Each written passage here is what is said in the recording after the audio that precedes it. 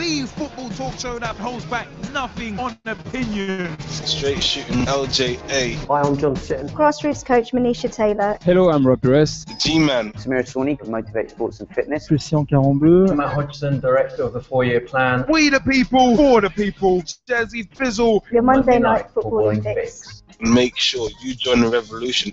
The pitch is where we eat. The pitch is where we sleep. And the pitch is where we talk. Each and every Monday night of your lives. At youtube.com/pitch talk. For podcast links and information, check out our official website www.pitch-talk.com.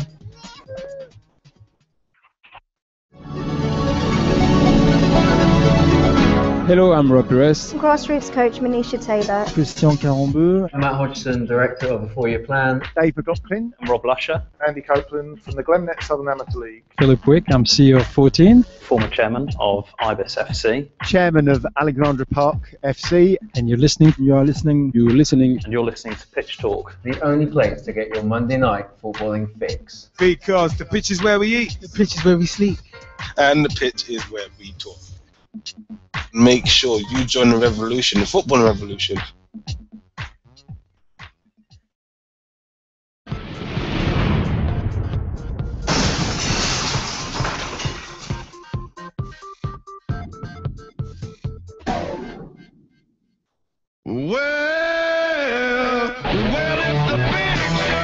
Hi, I'm John Sitton here with Gavin, Liam and Jill on Pitch Talk. The football talk show that holds back nothing on opinions. Hello, I'm Rob Perez. Christian Carambeau. Grassroots coach Manisha Taylor. Matt Hodgson, Director of the 4-Year Plan. Samira Swanee, co-founder and co-director of Motivate Sports and Fitness. And you're listening to Pitch Talk. The only place to get your Monday night footballing fix. The pitch is where we eat. The pitch is where we sleep. And the pitch is where we talk. You'll never know. You won't see it coming, but I promise you'll know. The big show. Pitch Talk is live on the air. Oh yeah. Yeah, when it says Pitch Talk. Ladies and gentlemen, boys and girls, children of all ages. No, I'm not going to go into the Generation Next thing, but Pitch Talk proudly brings to you your Monday night football and fix that thing that you need on a Monday night. It's Pitch Talk Live. The football talk show that pulls no punches and holds back nothing on opinions. Straight shooting LJ, the G-Man and Jazzy Fizzle proudly bring to you the hottest slogan going in football, and that is the pitch is where we eat. The pitch is where we sleep. And the pitch is where we go. No, I can't. I'm back, baby. Oh my God! www.pitch-talk.com is the official website. Currently, as we speak, Chelsea are 2-1 up against Burnley. With a legit goal of the week contender in the game as well. Definitely. Shirley, it's only, what, 25 minutes getting gone? the latest goal. Costa getting Chelsea's first after Scott Arfield opened the scoring on about 13 minutes. So and no, that's not Scott them Garfield, by the way. down at Turf Moor. So it's one of them ones. But Facebook.com/Pitch Talk. Become a fan, become a friend, become a member of the group. Join the footballing revolution we are working so hard to create. MySpace.com/Pitch Talk. PitchTalk.blogspot.com or .co.uk will get you to see the blogs, including blogs by yours truly, Straight Shooting LJA, including my little poem to kick off the Barclays Premier League season, which is why it's a big show, because it is back. You know what? It is one of them ones, you know, perfect tune. Because we are super high on Pitch Talk Live. On Pitch Talk Live as well. Pitch Talk Live is the life worth living, and Pitch Talk Live is the show worth communicating with. How, you may ask? Pitch Talk 1 on Skype. Also, youtube.com/Pitch Talk is where we are live and where you can see all the videos. At Pitch Talk on Twitter as well. Tweet with us, follow us, see what we're up to. 07535804466 is the mobile number.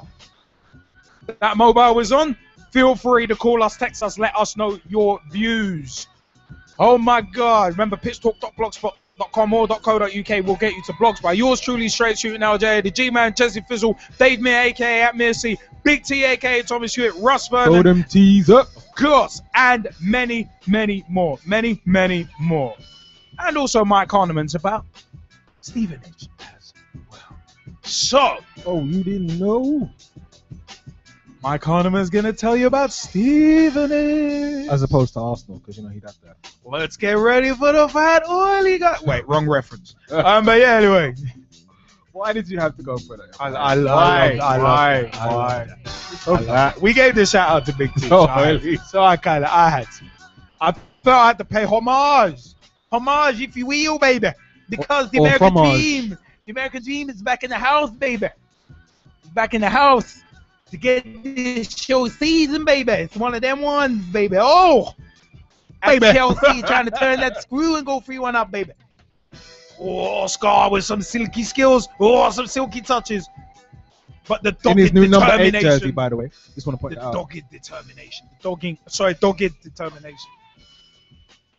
All good. But you know what? It is one of them most big shout outs to the Section 357 show. Big Shot Ron Sunday. Floyd, Super Navajo. Oh, good. Big shouts to Twin Gunner. Big shout outs to Tweet White Line, aka at Finn White Line. At Tweet White Line on Twitter. And Facebook.com/Finn White Line Magazine. Big shout out to Samir Sawney, Director of Motivate Sports and Fitness. Facebook.com/MotivateSF and at MotivateSF on Twitter. And big shout out to Girls on the Ball. And of course, Pitch Talk's favorite rabbit, Scotty. At girlsontheball.com and www.girlsontheball.com as well. Facebook.com/girlsontheball. Tell him we sent you. Big time shout outs. You know what? It is one of them ones. G-Man, Jesse, how's your weekend been? How's your weekend? Well, Allow him to Testing. reintroduce himself. testing, mic check, 1 2 1 2. Anyone out there? Well, we know Russ is out there and he's dropping Big T. I swear he's dropping Big T style jokes. Curveball right down the strike one. Plagiarism. But yeah, no, getting straight to the point because we are 20 minutes late, and you know what, we probably take 20 minutes on this segment itself. But no, weekend's been great.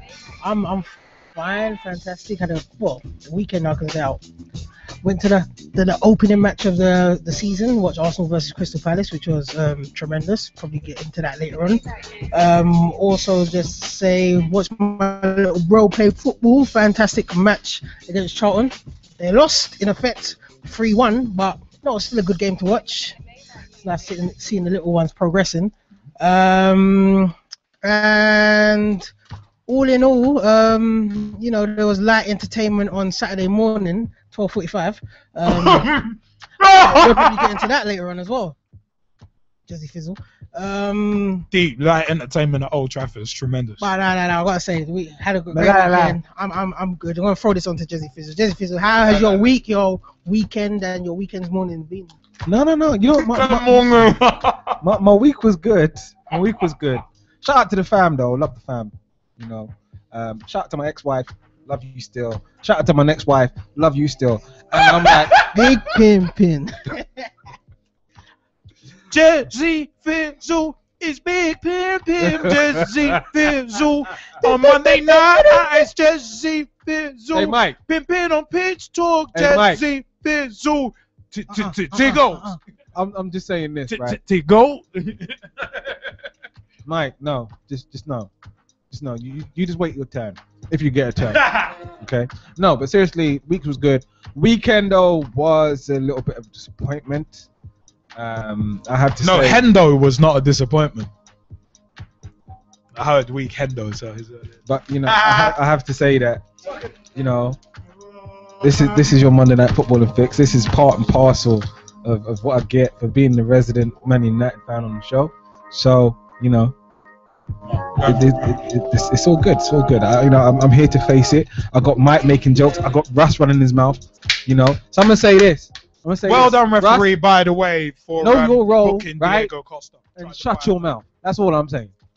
That's all I'm saying to you, Russ. If you smell what Jesse Fizzle is cooking. But now that we've gone through all of that, you know what? Let's get this out of the way early. Let's just throw it to the Skypers, okay? You can all get your pot shots in early, all right? And then after that, I'm cutting you all off. Yeah? I'm saying it now. And Mourinho's already complaining at the referee. Tremendous. Great way to start the season, Jose Mourinho. You were complaining in pre-season, already doing it now to the fourth official. Okay. What do you expect? But Jesse, have you seen my key? Okay. Key. I see where you're going. I see where you're going, and I'm not following you there. Yeah? I am not following you there. Liberty. That's a liberty. That is such a liberty. Dyer! You know, it's alright. It's alright. Man United are in dire straits right now. It's alright.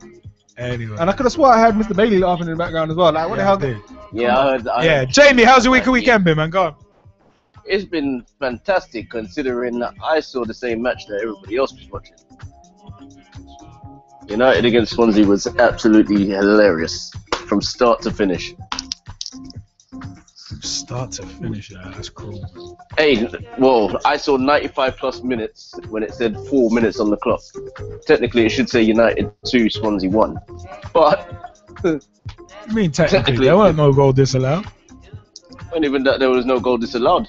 And the little one said, "Roll over, roll over." All I saw was everybody was everybody knows, wants to know, yeah. Fabianski. Oh, mate. Does everybody remember Fabianski, the Arsenal goalkeeper that everybody? No. Didn't he play on Saturday as well? No. So yeah, That's how I like to Key. put it. No. with other No. things, No. it was No. actually quite fun. No. Is this coming from Jesse Fizzle saying no because you couldn't really say that on Saturday? It was all yes. Right, so dude's trying to do Destiny's Child references. No, and yeah, like she's Destiny's Child.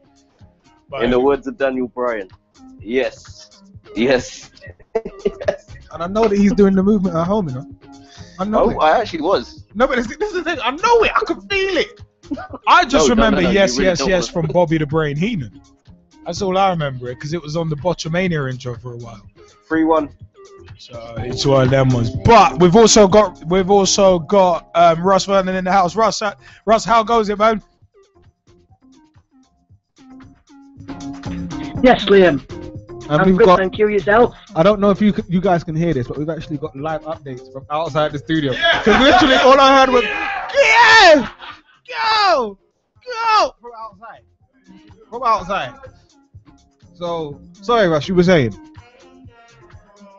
Yes, I'm good, thank you. How about you three in the studio? How are you three guys in the studio? What? Yeah, all good, man. And I just want to. Yeah, no, as I say, I just want to say to Jesse Fizzle, what are you going to say to me, Russ? Before I cut you off, what do you want to say? Ajay Sigurdsson, because that was a fantastic goal by Gylfi Sigurdsson to win the game for Swansea, and I was on the way home from the. Really? I'm like, if you said the key goal, right, was a decent goal, right, I could respect you. I really could. But the mere fact that you want to bring up the Sigurdsson goal, like you got jokes, right, this is your time done now, okay? You're going to go and sit on the naughty step and wait until you're allowed back in the room. On the naughty step, like my Jesse super nanny. And Jesse, I was on the way home from the Leeds United game on the weekend, so I was at Leeds v at the weekend, and the final score came through. We was on the bus on the way home, and when the final score came through from Old Trafford, all you could hear was on our bus was, yes, best weekend ever. Leeds win and Man United lose, and I was just then I phoned my uncle up, who's a Man United fan, and I went, what was the final score? And I've never heard it 'cause I've been in March. So he said, that's how I played, and then I went and we finished. I went, see you later then, bye. And then before I put phone on, I put phone on, I went, Swans. And I hope you enjoyed. I hope your weekend was full of Swans, Jesse, because my weekend was very sharp with that late goal from Billy on the 88th minute. Russ has waited since Ellen- Saturday to drop that scripted ad-lib. Sharp scripted ad-lib. And it was a good finish, good reaction on his debut in front of the crowd. He scored in front of the end where I was sitting at the game, and I'm enjoying this game of the evening. She's currently 3-1 to Burnley, with Branislav Ivanovic getting the third goal for Chelsea on 34 minutes after Scott Arfield, the former Huddersfield man, up on the scoring for Burnley. Then Diego Costa equalised, and Andrea Schürrle, and now it's Branislav Ivanovic on the score sheet for Chelsea. Nice one, Ross. Appreciate that. We've And I've also got a blog coming out very soon for the Leeds United on the game of the weekend where I was at, and with a bit of transfer information regarding Leeds. I've got some news regarding Leeds this evening, which is well, we'll have to come back to it because we are a little tight on time because of technical issues. We started a little late, so we are a little tight on time. So we'll have to come back to it because we got a few of the other Skypers. We got a few of the other Skypers to say hello to as well. So we'll have to come back. We'll have to come back to it. Apologies. You want to mention about the match in the Leeds match in the weekend? Hey, Russ, I'll mention it. you lost done well. Hey, Jamie, hey, cool it. Right, we got a couple. We have got a couple of other people we got to throw to as well. I mean, Callum Reveal, you with us? Here I am. Nice one. How's your weekend been, man? Yeah, it was good, thank you. All good. We've also got. I can see Jamie was there, but I think he might be leaving soon. I think he's gone to play futsal. Footsie, yeah. No, Footsie 100. No, I'm kidding. You and your IRS references. Yeah, I love it. It's Virgil earlier. We've also got Tom Wood in the house. Tom, you with us? Yeah, or are you against us? Yeah, my weekend was even better with some beating Stevenage 2-0, so that's all good. I'll be waiting for you to go into that one in results and analysis. Definitely. And you know what? On that subject, the next person we're going to ask how their weekend was, Mike Kahneman. How goes it? See the link there? We work like this. Mike, how goes it? Mike's pulling off a dramatic pause right now. Either that or for a dramatic pause, he's gone for a cry. Even not. He might have gone to the loo. Who knows? Never know. Dropping news. But anyway, we've also got Lily Alumi as well. Lily, how goes it? How are you guys? I'm fine, thanks. Oh, good. You had a good weekend? Lily, welcome back. I've had a good weekend, seeing as Leeds won. Yeah, I've had a good weekend. Was it a sharp weekend? I'm not going down the Russ Vernon road of terrible jokes. I'm not. I'm not going down that road. The Leeds fans won't even stick together. It's tremendous. Yeah, no, not when it comes to jokes. I won't stick together with him. But when it comes to certain things about Leeds, I might. Oh, I love it. Brilliant. I love it. Absolutely. Mike Hardeman, you there with us now? Hey, we could just about hear you. What's up, man? How's your weekend been? Yeah, right, to be honest. Although obviously things lost against Southend, I'm quite pleased Are you under the covers? We can barely hear you. I'm trying to work it out. No, I'm not under the covers. I'm wearing different headsets. The headsets are different to the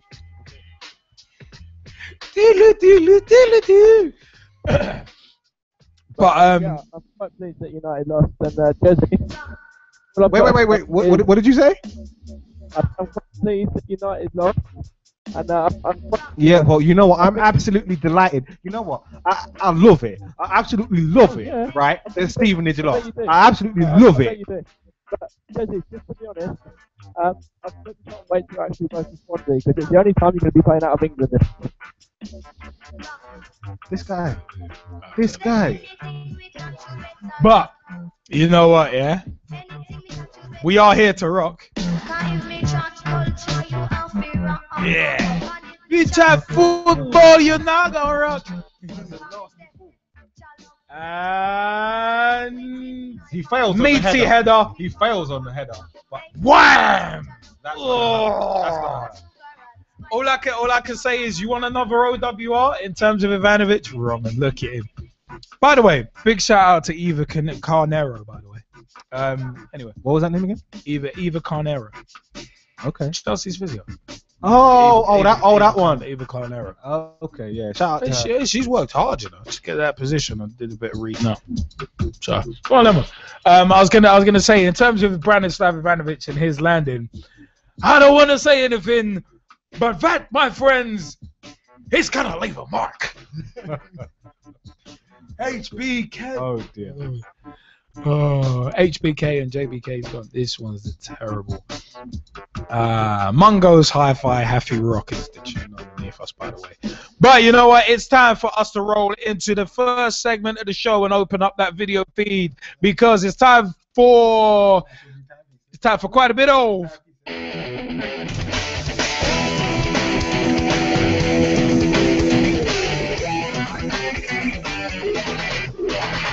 results and analysis.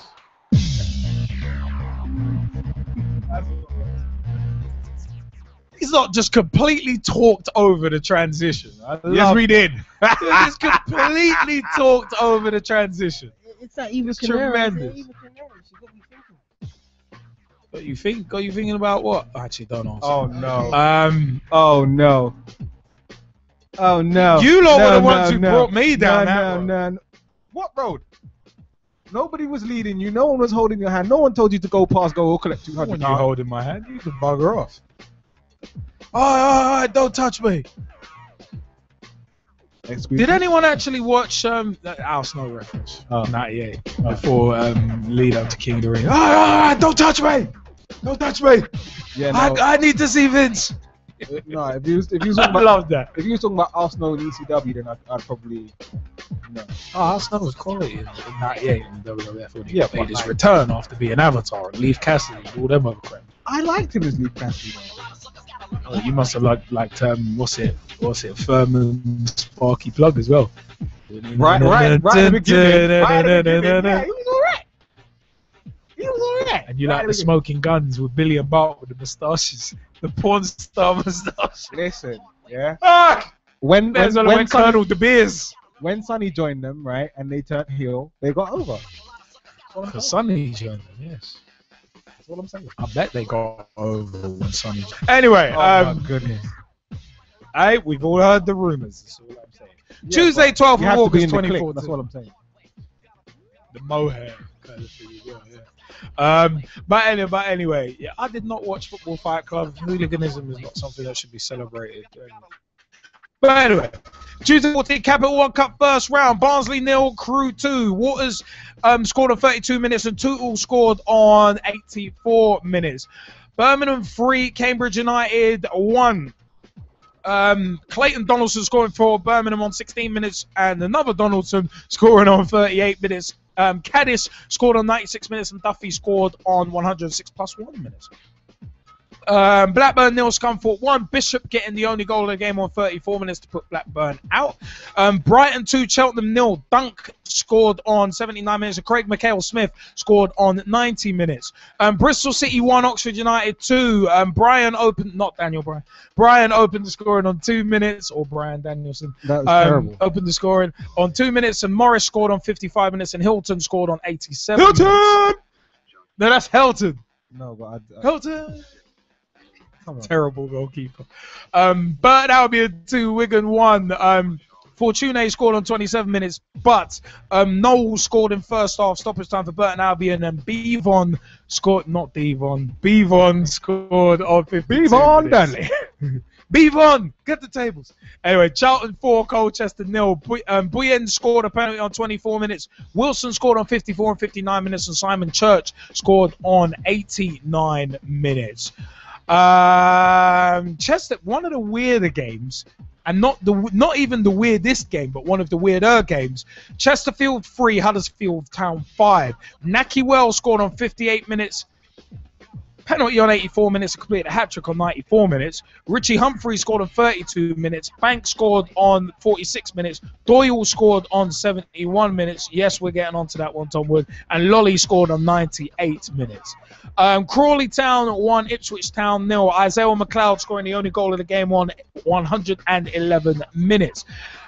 The weirdest game of the week. Dagenham and Redbridge 6, Brentford 6. Dallas scored on 5 and 9 minutes. That's game of the week, by the way.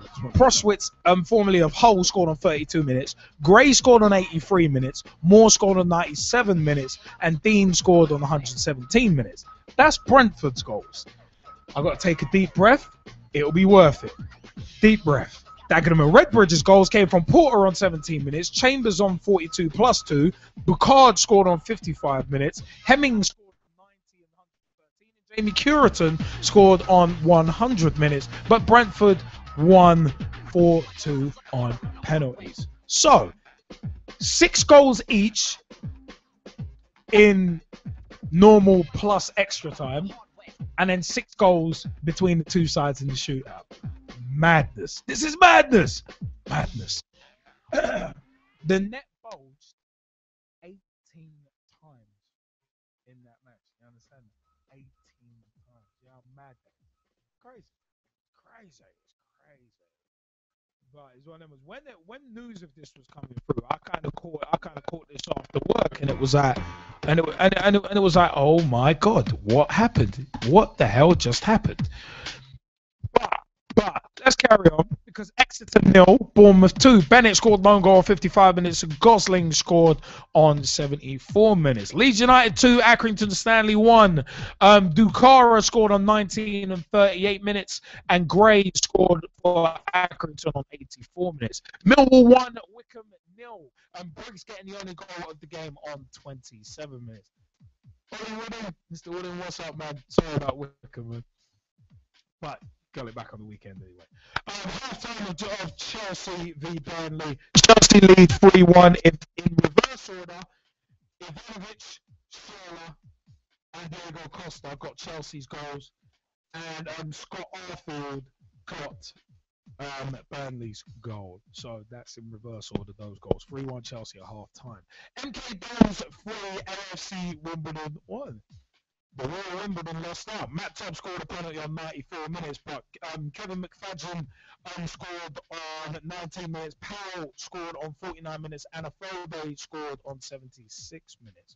Morecambe 0, Bradford 1. McLean scored on 83 minutes. Oldham 0, Middlesbrough 3. Williams scored on 30 minutes. Grant Ledbetter scored on 48 minutes, and Garcia Martinez scored on 60 minutes. Plymouth Argyle 3, Leyton Orient 3.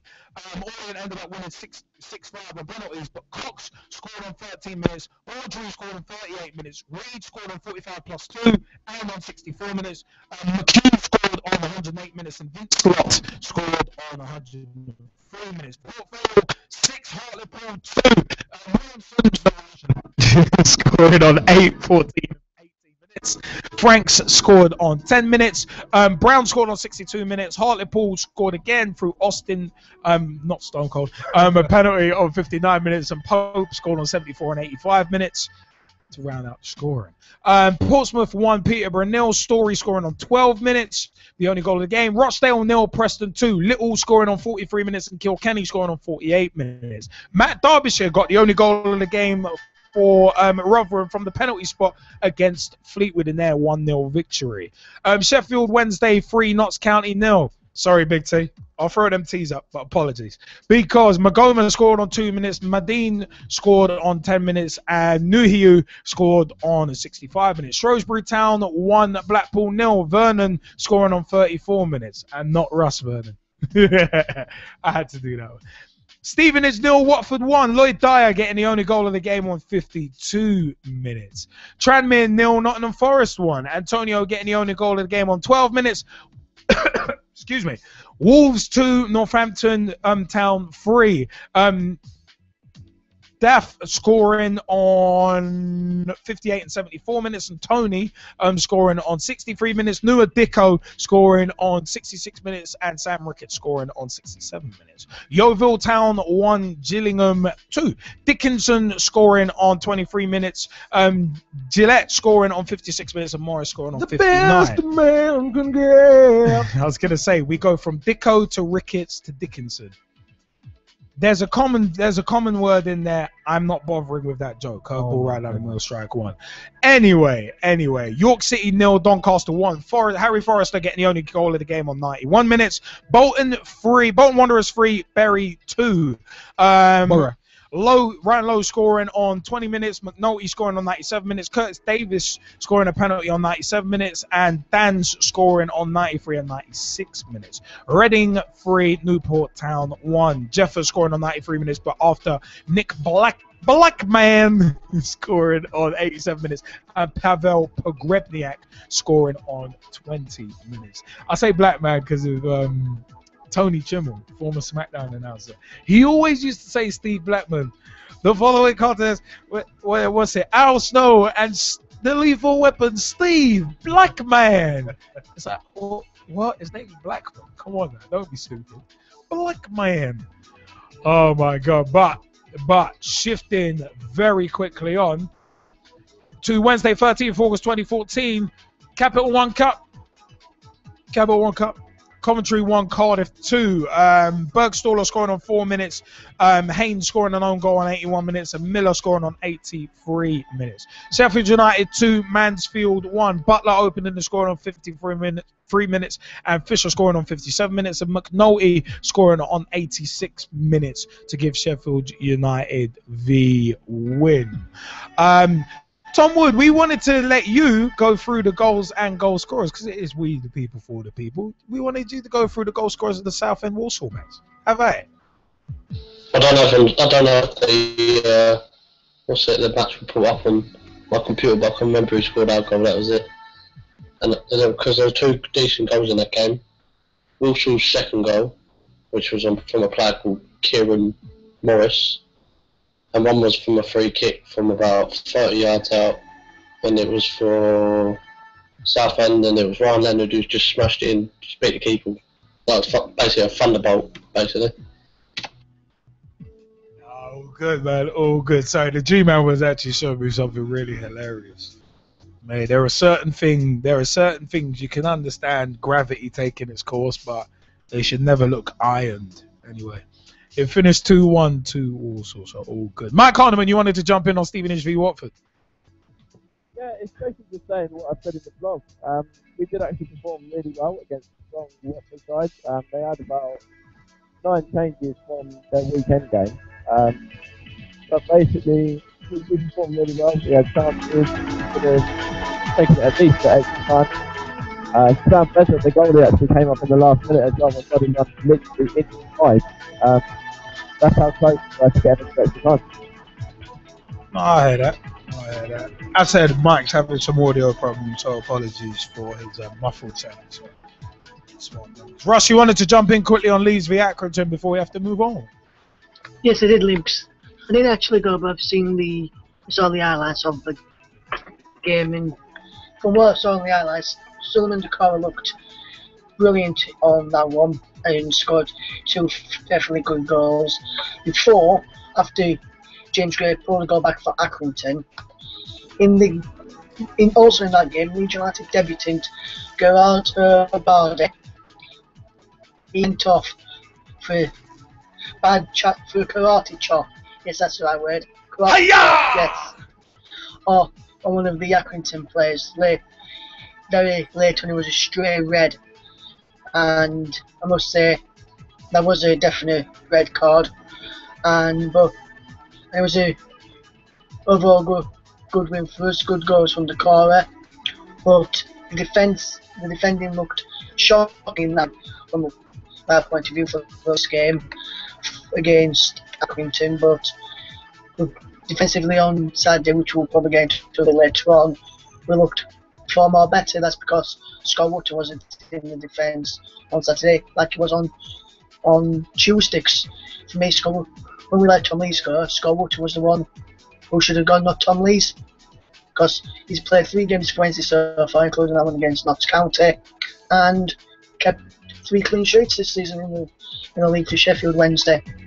And the opening goal for Walsall was Malvin Benning in the Southend 1, Walsall 2 game, which Tom mentioned a few moments ago, guys. Good stuff. Hey, we need Russ doing match reports. I think we need to do match reports. And you know who else could do a match report as well, just to counterbalance all of that? You're gonna need to speak up, yeah. Lily Alumi. Yeah, Lily very Alumi much can so. do a counterbalancing match report. Just so that we get a full eclectic Leeds flavour. That's what I'm saying. Flavors, baby. Like beef stock, chicken stock, vegetable stock. We need the flavors, baby. Or just that flame go to take the coins. We need the flavors. Just saying, there's all. But you know what, yeah? Saturday, 16th of August 2014, the return of the Premier League! And Jezzy, the first result is yours. Really? Really? No. Swansea 2, Manchester United 1. And really, that's all I had to say about that. So we can move on and go to the next result. Oh, there's a lot more to be said about that. We've got a funny quotes, moments, and tweets / what's up with that is later on in the show. So we've got something. I love the way how you make it sound like it wasn't at Old Trafford. Yeah, exactly. Anyway, no. Key opener scoring after 28 minutes. Wayne Rooney scored the equaliser on 53 minutes, and Sigurdsson got the winner after 72 minutes. And really, there's not a whole lot to say about this game, other than what I think it was like the first loss at home on opening day of the season. I think like since 1972. There's not much to much to say on this game apart from stars. -5 stars. Because a lot of United fans, I know, including you, Jezzy, were during this game were like, I don't know what the hell's going on here. Wait a minute. But I don't like it at all. But if Man United's season is going to go like this, it's going to be fantastic for everyone else. But for Man United, it's going to be a case of Life sucks, and then you die. What did you think about the game, Jezzy? And I want to ask you a question, in all honesty, playing devil's advocate here. Your win against Swansea last season gave a completely false reading of your season. Yes. Do you think lightning will strike twice and this opening day defeat will be another false reading of how your season's going to go? Yeah, I do actually. A lot of people haven't really paid a lot of attention to what Louis van Gaal's actually said about his teams in the past, and he's actually, come out publicly and said, look, my teams are slow starters. Traditionally, this is how our teams work. If you look at you didn't get started at all last season. No, we didn't. And if you look at the injury to Lingard, I think that was very, very big. That kind of took that whole original shape of the 3-5-2 or the 5-2, whatever. So it took a circle and made it an oval. I think that injury was more telling to that system than a lot of people realize. Do you understand how hilarious that sounds? No, Jesse no, Lingard was that big of an impact, considering you let Vidic, Evra, they've gone, Rio Ferdinand's gone. More on him later. But it's no. I appreciate you finding so much humor in it. I really do. Oh, I find humor in it. But having said all that, I think it's one of those things for a lot of people that's underestimated. I honestly feel that way. When you look at it, this was a team that he sent out. This was a team that obviously had performed well enough in training to be selected. And for Lingard to get injured when he got injured. It's the way he got injured as well. It was like you'd have thought the recipient of the tackle would have gotten hurt. The G-Man was hilarious about it. I'm sure he was. But, then there was the system change after the first goal at half-time. The substitution. Then Rooney scores, and it looks like maybe. And then there's Ashley Young playing at left back. But him and Yapside, I mean, Yapside were kind of wing backs, isn't it? Well, here's my thing, right? When they went to the 4-3-3, whatever it was, right? Literally, Ashley Young showed why he doesn't play in a defensive position ever, and why he should never play. Shows why he shouldn't be playing. But anyway, it shows why he shouldn't play in a defensive position ever. So, it's part of the growing pains. Was it a disappointment? Absolutely. Did anyone expect that result as a Manchester United fan, or as a betting neutral? No, they didn't. But it is what it is, and we have to accept that.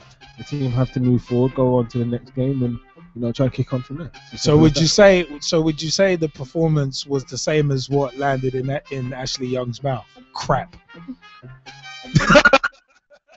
had to know I was going to reference that at some point. No comment. It's tremendous. Yeah, as I say, overall, it was a disappointing performance from Manchester United, and I don't think the team ever got going much. Got out the blocks. And you know what? Credit to Swansea. Swansea had a game plan. They stuck to it, and you know they played very very well. I think for as poor as Manchester United were, Swansea 29 goals in the build-up to one of them. Yeah, but I think that you know Swansea were equally as good, and you have to give a lot of credit to Swansea. I think you know for them it was a very low pressure scenario. And they benefited from that immensely. I think having two players like Key and Sigurdsson back in that team after being away last season, you know, is absolutely huge. And both of those times come up front. I think he had their latest signing from where did he come from? The latest signing, the winger. I can't remember. His name escapes me.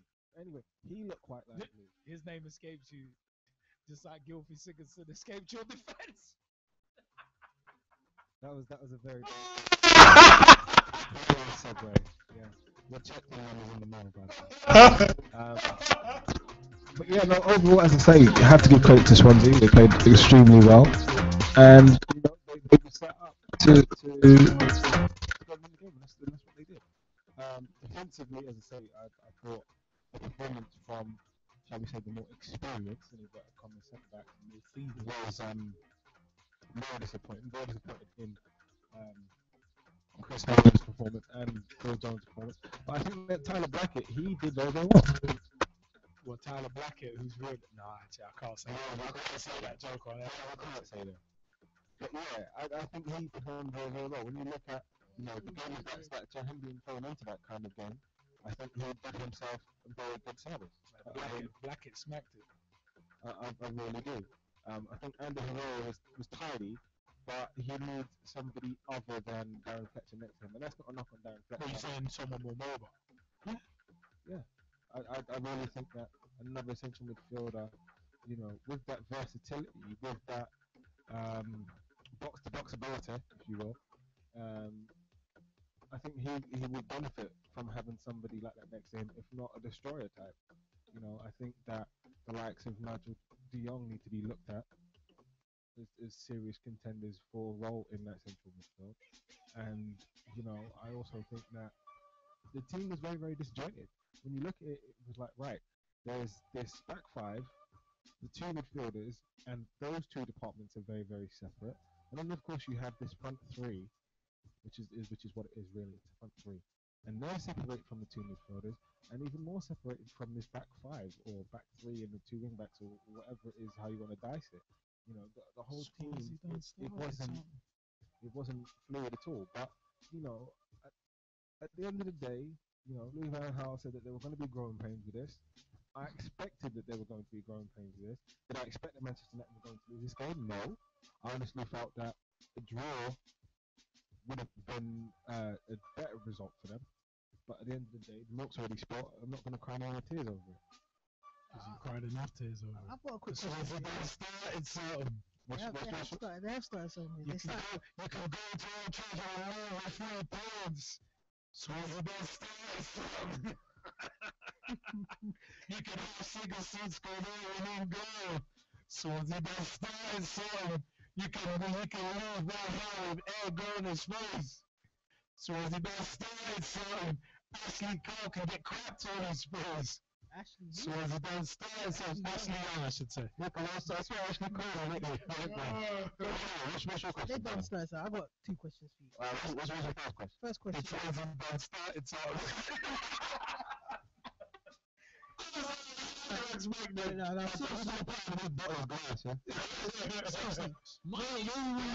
Manchester United's new captain. Yeah, I just want to ask you: is that the right appointment?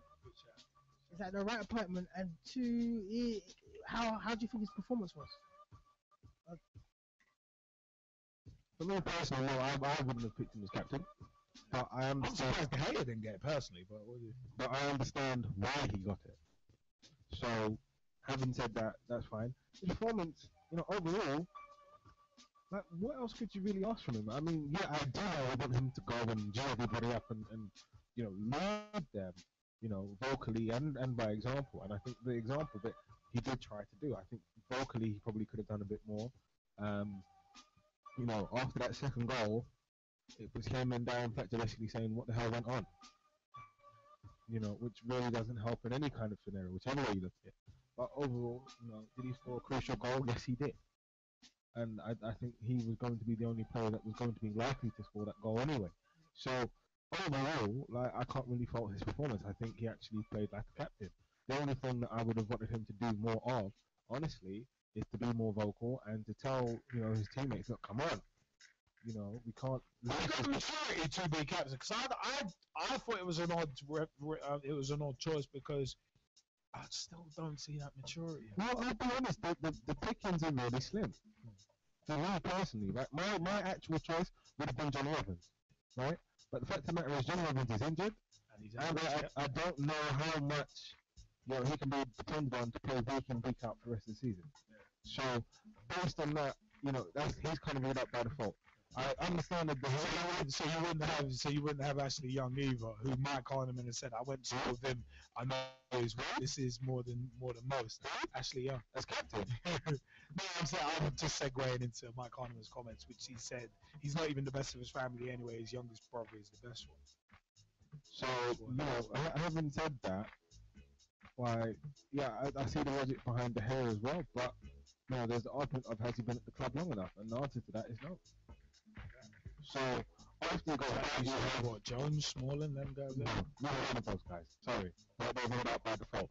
And then of course you have Darren Fletcher, right? Yeah. Who I would actually say is a legit candidate. The only problem is, if he come back from ulcerative colitis, and I have to say this, right? I don't know if you know he didn't have ulcerative colitis, but that is absolutely huge. Okay. Just to give a small medical background on that, because I've actually done some research into it, it's autoimmune disease. Yeah, serious stuff. So for him to come back from that and still be playing at this level, not to miss playing at all, is absolutely fantastic. But again, because of his disease, my question is, you know, can he really be counted on to play the entire season? And the honest answer to that is no. He's not. You know, the fact that he plays a game here or there is fantastic in and of itself. Mike Hardman has said Marta should be captain. So, you know, in terms of the other options, Ben really is the main one. Almost sounds like what's happened with the Ibis 4s recently. But that's a completely different story. And I'm not sure that we'll get into that later on in the show. So, you know, as I say, I don't really think there's many... I don't know, I've had to step down as Ibis 4's captain. There'll be a lot of people. The advocated people. What was your second question, Jimmy? No, sorry, I took both of them in there. Oh, okay. Let's as long as it's correct, you can answer your question. Oh. Jizzy, I just want to ask you a question. You saw a 3-5-2 formation and you changed to 4-4-2 on Saturday. Which formation do you think worked best for Man United on Saturday against Swansea? So I did actually see the game. Well, what formation do you reckon worked the best? 3-5-2 or 4-4-2 for Man United on Saturday? Well, you've kind of answered that already. Well, when you look at, as I say, the injury for me plays a big part in the change of the system. The goal plays a big part in the change of the system, and I also think that, you know, realistically, even though the team looked very, very good playing it in pre-season, Man United just didn't get out the blocks. They did not get started. They did not get going. Okay, playing that system, they didn't.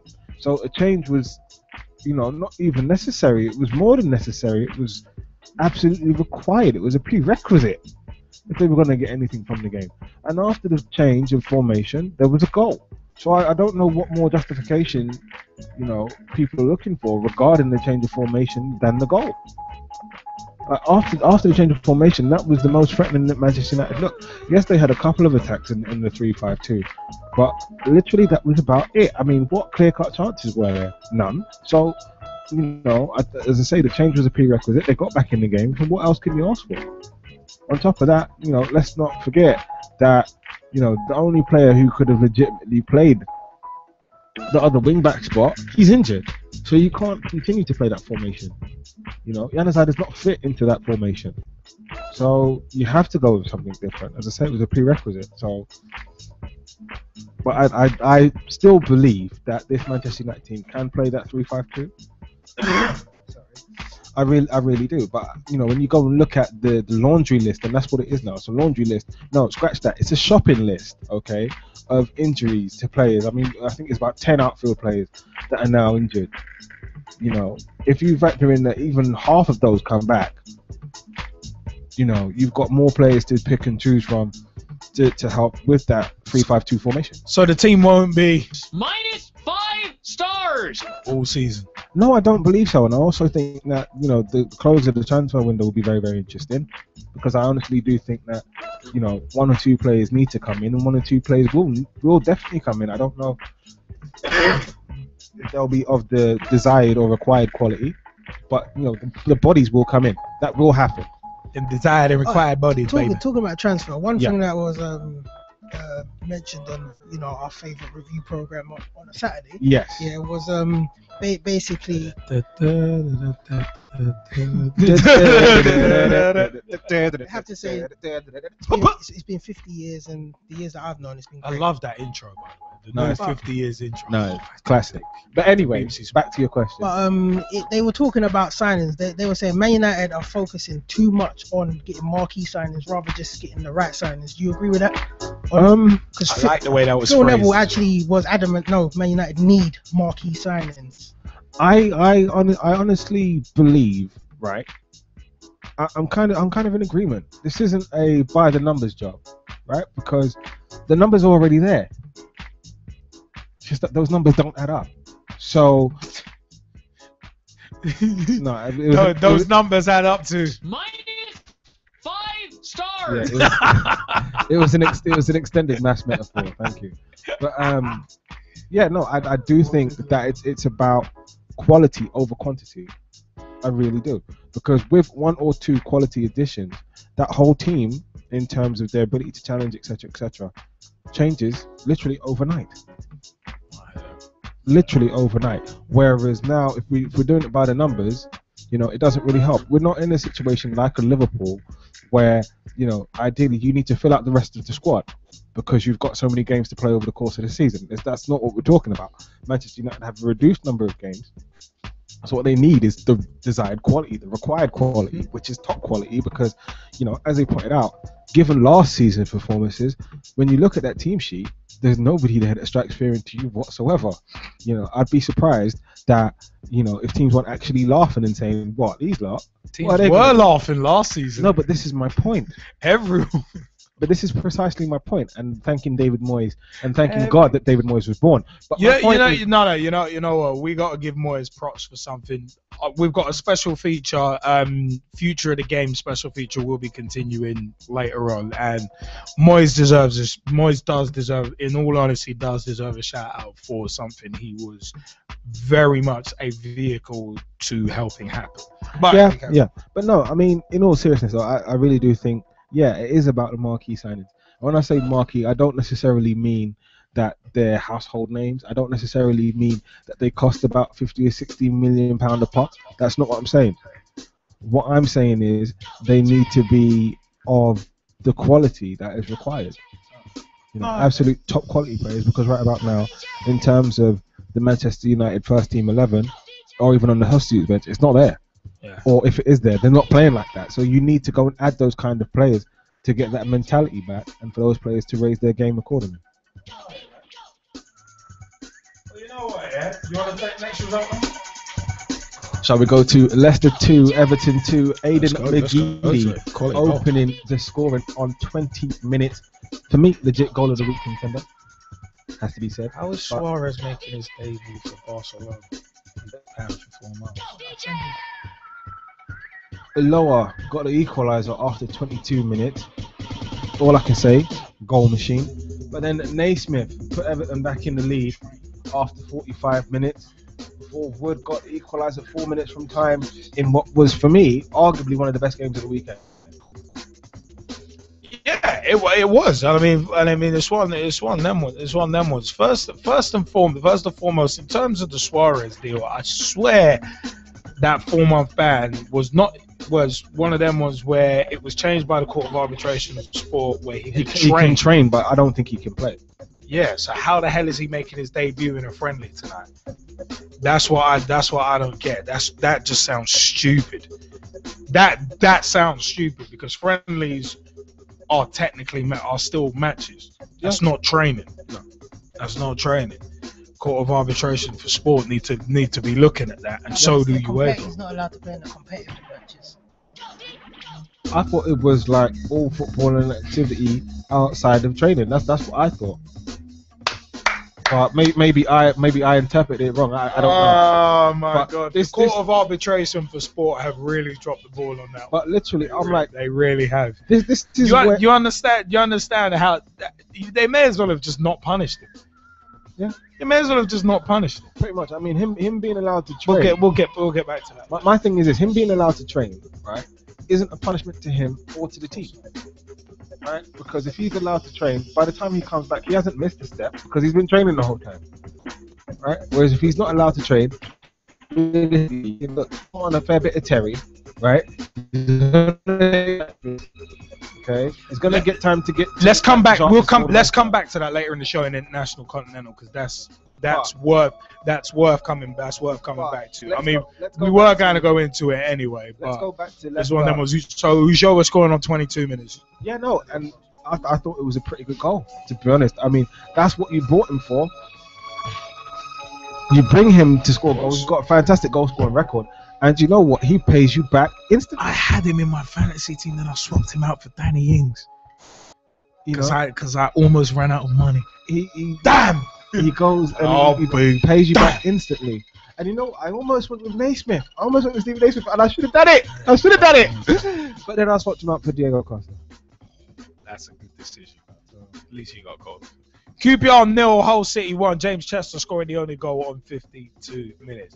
Now, I have to ask. We mentioned but earlier, I have to Rio ask the Ferdinand. question: did somebody get murked?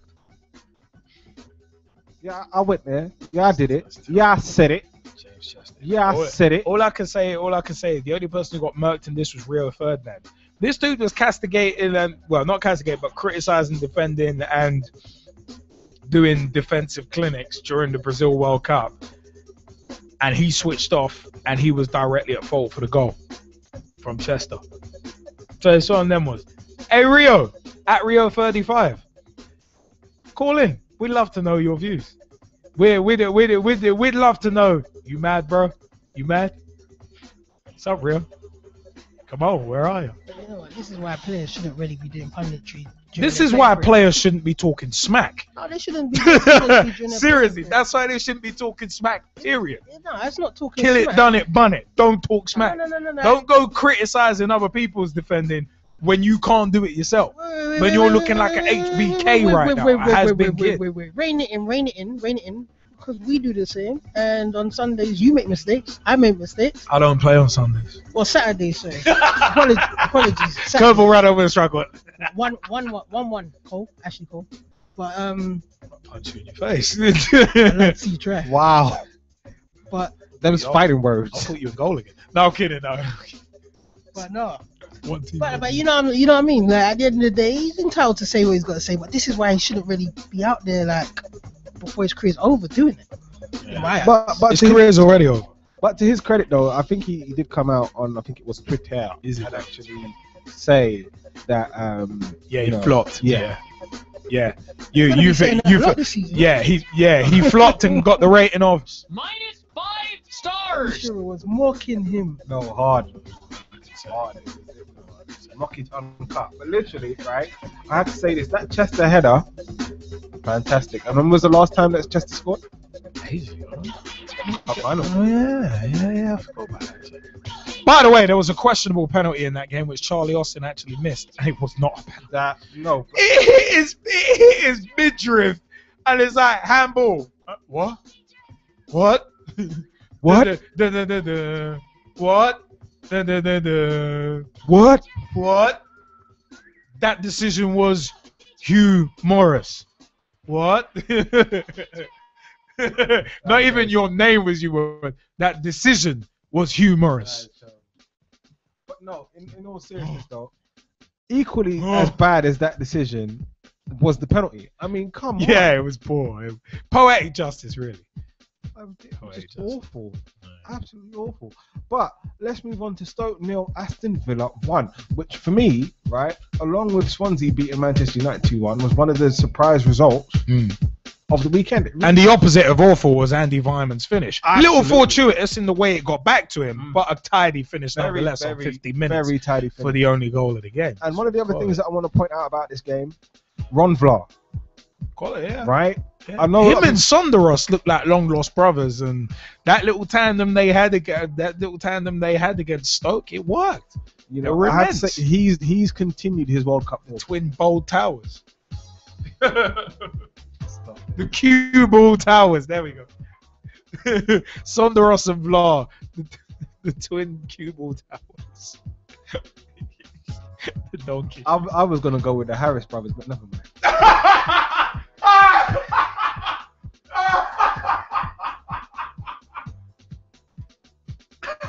My brother. He brought the Harris. Run and done. Pat and Gerald creative control. Jacob beat Eli Blue. 8 ball and skull with the DOA. Where's Uncle Zebekiah? Where's Dutch Mantel when you need? Where's Dirty Dutch? Look at the Harris brothers. Oh my word. And over the weekend I actually did watch not just My Name is Paul Heyman, but also the top 50 incidents in WCW. So it's like, what's it, Vince Russo, he's got the Harris brothers with him, which wasn't on that DVD, but I thought I'd mention it anyway because the triple cage. Oh, that's fantastic. That is absolutely Speaking of fantastic, West Brom 2, Sunderland 2. Lee Catamol goal after 5 minutes. Legitimate goal of the week contender. If you want to talk about pocket rockets right from the beginning, that is one of them. Fantastic. Welcome to the new season of the Premier League. Thank you, Lee Catamol. That's what I'm saying. Bombus Rombus. That was a quality goal, man. I mean, Berahino. Saido Berahino.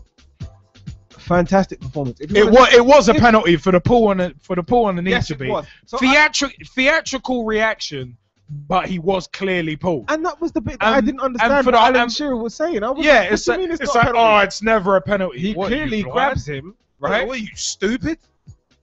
So I'm like, come on. Like, what Guy's more do you dumb. want? What more do you want? Like, it is a penalty. I'm sorry.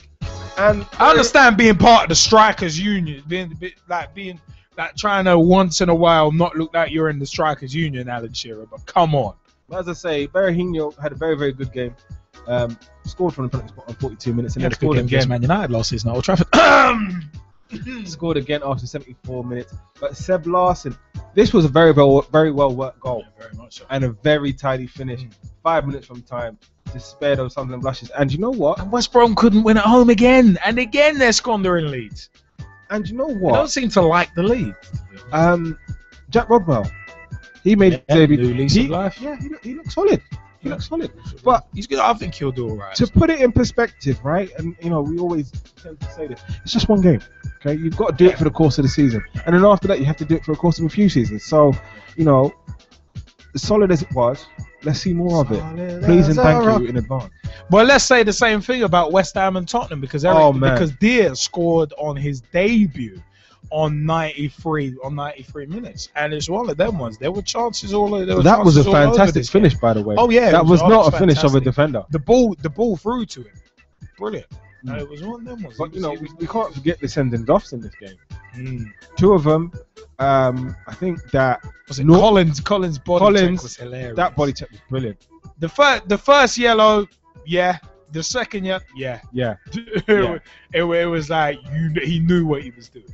Like literally, there was just there's no getting away from there. Took a free kick. Yeah, no, literally, no. I did see that. That was absolutely hilarious. Like literally. Speaking of fans invading, what's up with that is later. Like literally, he comes out, but it goes up to the ball. It was a decent free kick. It wasn't on target, but it was decent technique. The fact that he's running away from stewards, right?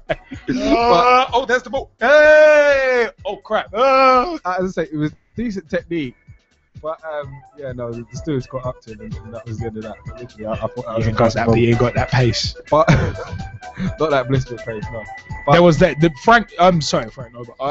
Mark Noble. What's it? Mark Noble's penalty. I always think of Frank Noble and Noble. Yeah, because they were both at the club around about the same time. Yeah, but yeah, no. Noble's penalty was terrible, by the way. I tell you what it was. It was a legitimate penalty. I thought it because was the way Norton's got his hands up like that, it's like you're always gonna get that given against you. I mean, isn't that right, G-Man? If your hands are that high, you're always gonna get it given against you. You are, but it wasn't a red card.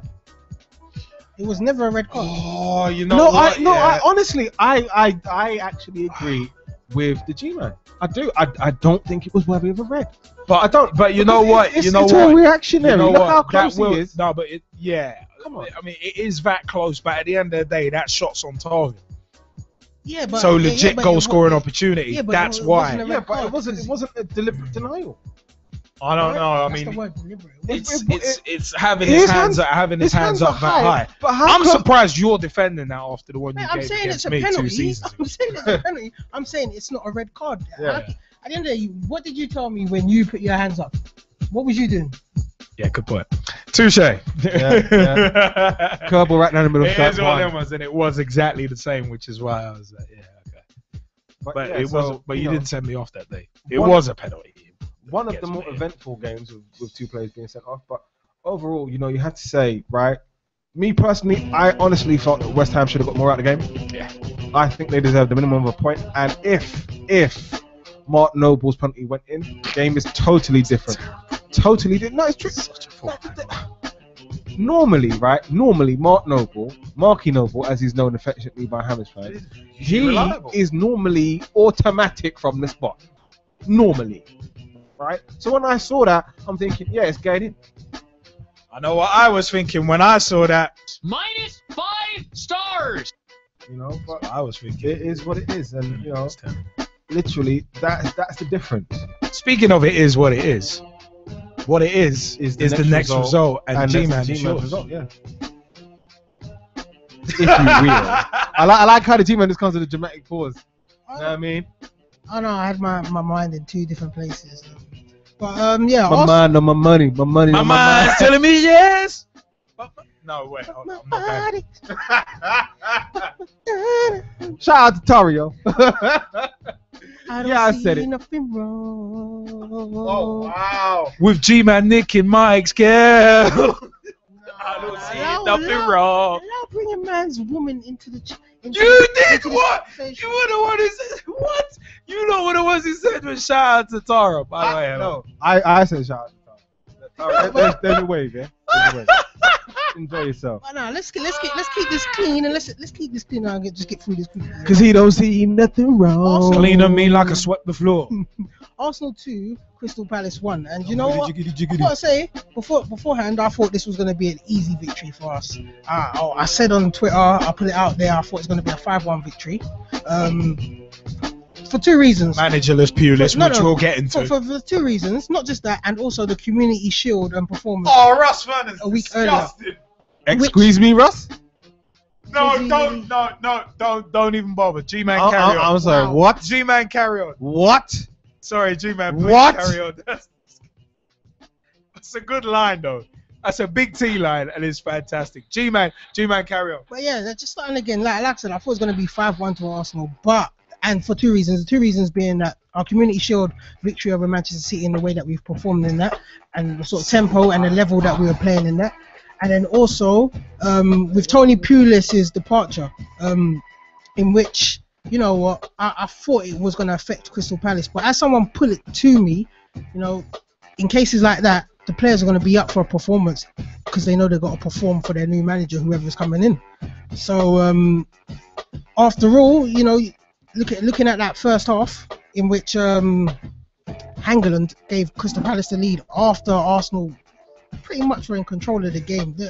And I say control in terms of we had a lot of the ball, we had a lot of possession. You know, Crystal Palace weren't actually doing anything in terms of causing us any real harm. You know, they gave the ball away a lot, but on our note, we were doing exactly the same thing. The likes of Santi Cazorla, Jack Wilshere, Arteta, our whole midfield basically were misplacing passes. They were too slow with their passes. They were taking that extra touch, as Aaron Ramsey rightly said in his post-match review, and Well, Hangeland came and bothered you, isn't it? Again. it's like before that goal and all that possession, it's like it did look like Arsenal was going to go and score first. Jack Wilshere having the first real shot, and I think that was in like 25 minutes as well. In terms where Speroni nudges it to the right hand post for a corner, but like you said, Hangeland scored, getting above a handful of defenders and basically putting it past Chesney. Was I worried? Yes, I was worried at that time. Was the rest of Emirates worried? Because I was live. I was at that game, and yes, they were.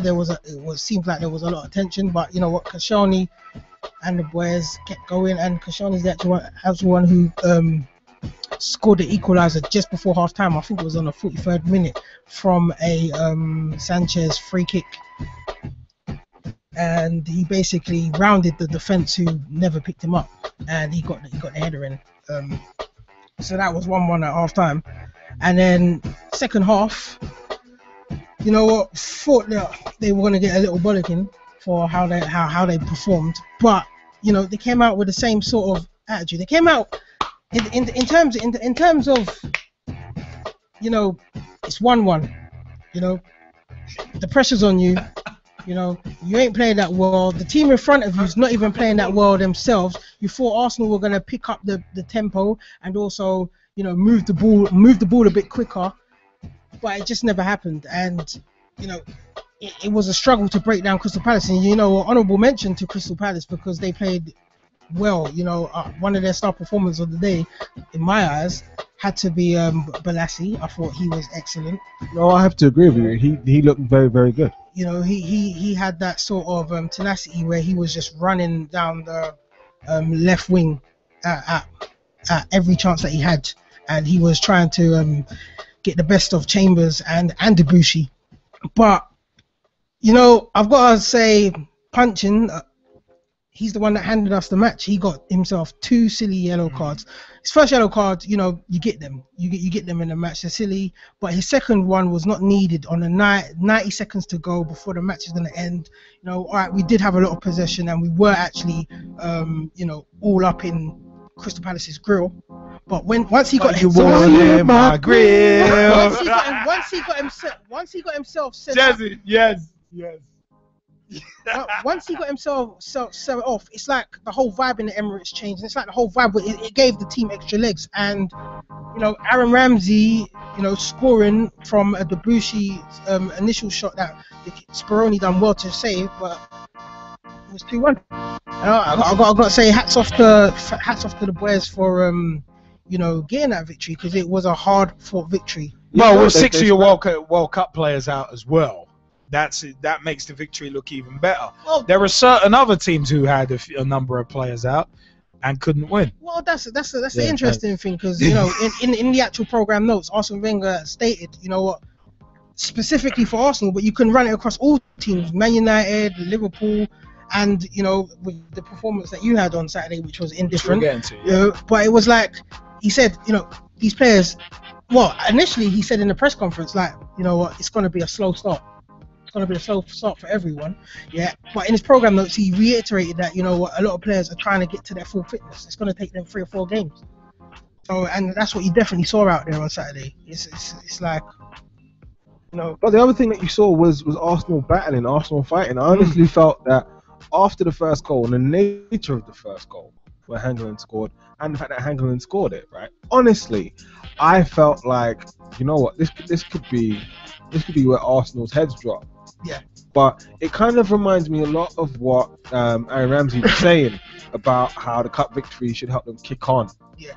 And I think you saw that in their performance in the second half, and even his own performance. He said, look, I didn't play particularly well. No, he didn't. But at the same time, does he pop up with a crucial goal? Yes, he does. And it goes back to my point last week where I said, look, if he stays fit, Arsenal challenge. And I honestly feel like he is more important to that team right now, as of today, the 18th of August, than Jack Wilshere. Well, you know what? In saying that, a lot of Arsenal fans will say that, yeah, and would agree with you on that one, yeah. But personally, yeah, I'm just taking this first game performance. In my honest opinion, I thought Jack Wilshere was playing better than Ramsey in that first half and in that second half before he got taken off. I personally feel that them playing together is sort of a Gerrard and Lampard situation, because I thought he was going to say it's a bit of a Marmite situation. no, it's like both of them are naturally sort of players. They like to run from deep and run forward, yeah. But it's like they just Penetrate can't- from deep. Yeah. They both can't do it at the same time. They're out of sync. You could tell that on. I'll ask Mike Kahneman in a minute if he agrees with me, but it's like you could tell, like with the passing, it was always going sideways. There was no one in front of the other. It's like they were both next to each other, or they're both in similar positions. And it was like, if Ozil was there, Ozil would have been drawing another man to one of the Crystal Palace defenders. He would have been drawing him further wide, giving Ramsey or Wilshere that room to go and run. move and run with the ball. Same with Rosicky, with how he plays, because he's always darting all over the place. Whereas Jack and Ramsey, they like to hold the ball, get the ball, look up, try and move it. And if they're both static, the ball's not really moving forward. It's going back to Arteta, and Arteta is going to pass it back anyway. Yeah. And no disrespect to Arteta, I love the way how he plays. He's just cautious. But that's what I felt. I felt like Ramsey got the goal. That's what counts. But I reckon Jack had a tremendous match, in my own opinion. I have to ask you a question though. Do you think that still in midfield is what's missing? Because I look at that team, and I'm not saying that it's not capable, right? Because I see Arteta doing particularly well in that holding role, and I use that in inverted commas. And I actually see Jack Wilshere playing there very, very well, which is one of the things that Arsene Wenger was kind of hinting at the start of the season. But for me, ideally, you would want a bit more of a combative midfielder. And I know you have Flamini, but Flamini will only play so many games in that position anyway. So Monday, oh you son of a... Yeah, no, you know what? Sorry, I've just seen Man City City, Liverpool's Liverpool. on a Monday. Yeah. We'll have updates on that next week. Currently, 78 minutes gone. Burnley 1, Chelsea 3. And Schürrle's just come off for William. Sorry. I just think that that extra bit of steel in the form of maybe a William Carvalho or even somebody else, that will be what tips that team over the edge in a positive way. You know what, my opinions on that, I totally agree with you. I don't think Arteta, Wilshere, Ramsey, Flamini, yeah, he can play the position, but like you said, he's not going to be the player to play there week in, week out. And sometimes you might want two players in that mold play. We do need that sort of defensive midfielder, but it's just getting that right balance. Like I said, I don't think Jack and Ramsey are ready to play together. They're not going to put in the sort of performance you will get with an Ozil in centre. Like Cazorla was playing on the left. Like I don't think Cazorla should be playing on the left. You think he's He needs more central. Jack or Ramsey or whoever has to get dropped. Just to put the right players in position. Put someone like Campbell on the left.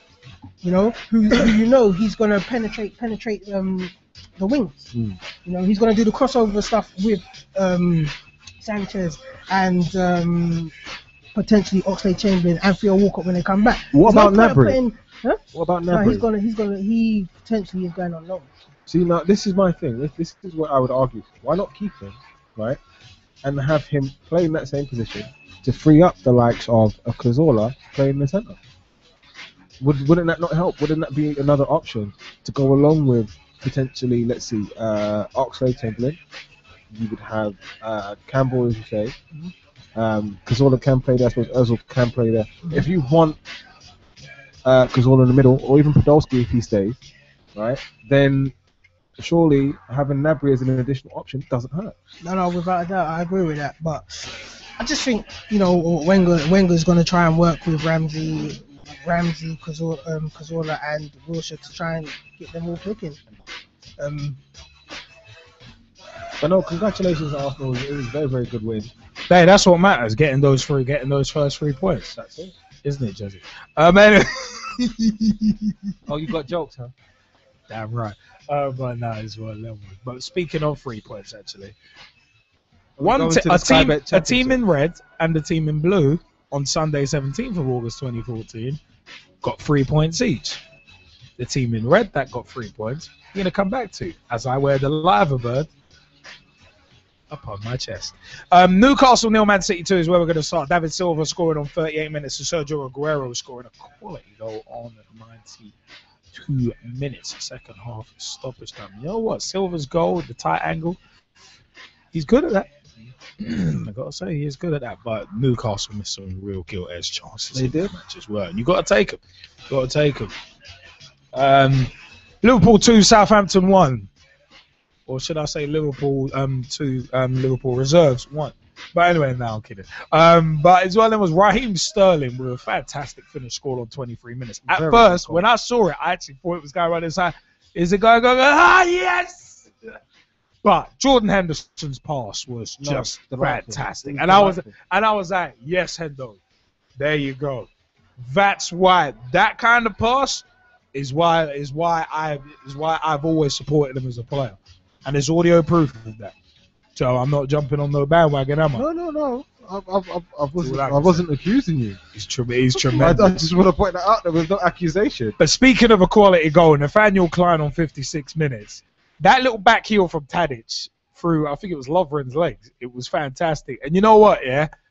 Hey, Lucas, you know when Lallana's fit, you're getting dropped. You do know that. Just want to say that, Mr. Labour. I just want to say that right now. You know when Lallana's fit, your time is up. Can I ask, is Lallana injured? Yeah. When? Got injured in pre-season. Okay. Got injured in I pre-season. was just trying to say, like, why Yeah, is he fit? Yeah, he got injured in pre-season. But no, it was one of them. Was Tadic looked very, very useful. So did Morgan Schneiderlin, actually, who tested me on a couple of occasions. Shane Long hit the crossbar. We're gonna get to Shane Long in a second. Not in that way. Didier Drogba, la la la la la la la. The greasy head one is on for Hazard. La la la la la. He's back on. But Daniel Sturridge's goal on 79 minutes. Poacher, legitimate poacher's goal.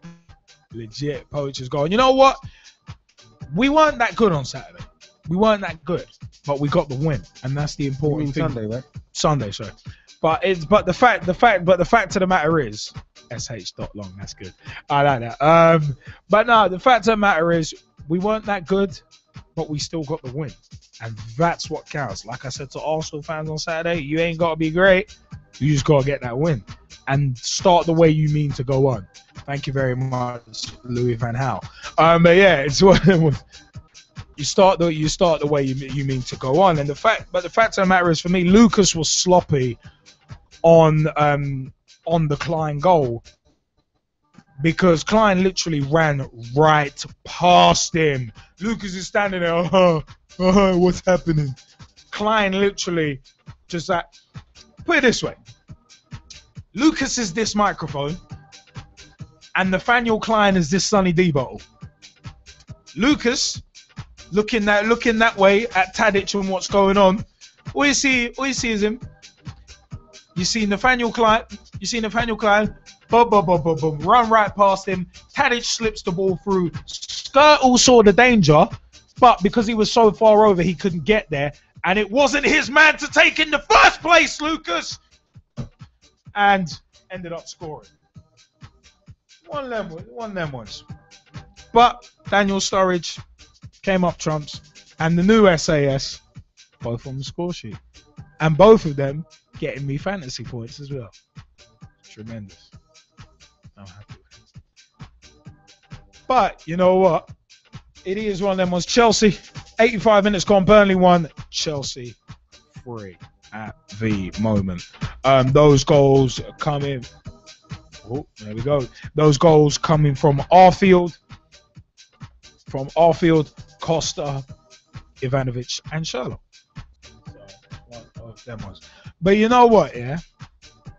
It is time to give a couple of shout-outs, actually. InSitu.co, create, engage, inspire. Our official facilities provider. Big shout-out to InSitu.co, at InSitu Digital on Twitter. Also, a big-time shout-out to LJA Productions, the new blood in digital video. www.ljaproductions.co.uk and at LJA Productions on Twitter. Big shout-out to ApparentlyRich.com, simple yet effective web solutions to get your company off the ground. At ApparentlyRich on Twitter, our official web production partner and provider. And also, big shout to Simply Exclusive Entertainment at official_SXE on Twitter. If you need a party or rave filmed, Simply Exclusive Entertainment is where you need to hit up. Also, big shouts to Finn Whiteline and Storm FM as well. You know what? It is one of them ones where we are in the house, and whose house? G-Man, whose house? Oh crap! All right, cool. That much. I was gonna say. I thought you were gonna say Run's house. The fun house. Fun house is a whole lot of fun. Prizes to be won. But anyway, it's one of them ones where we need to move on to.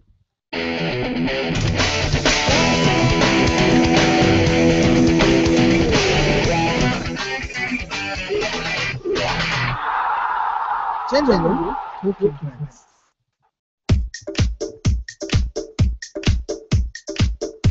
As the G-Man gives me the sideways look, like I'm the guy at the county fair running the Ferris wheel.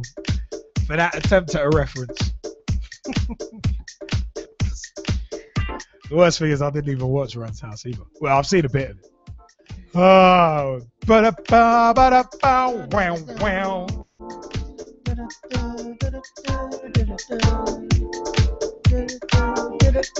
Wow, wow.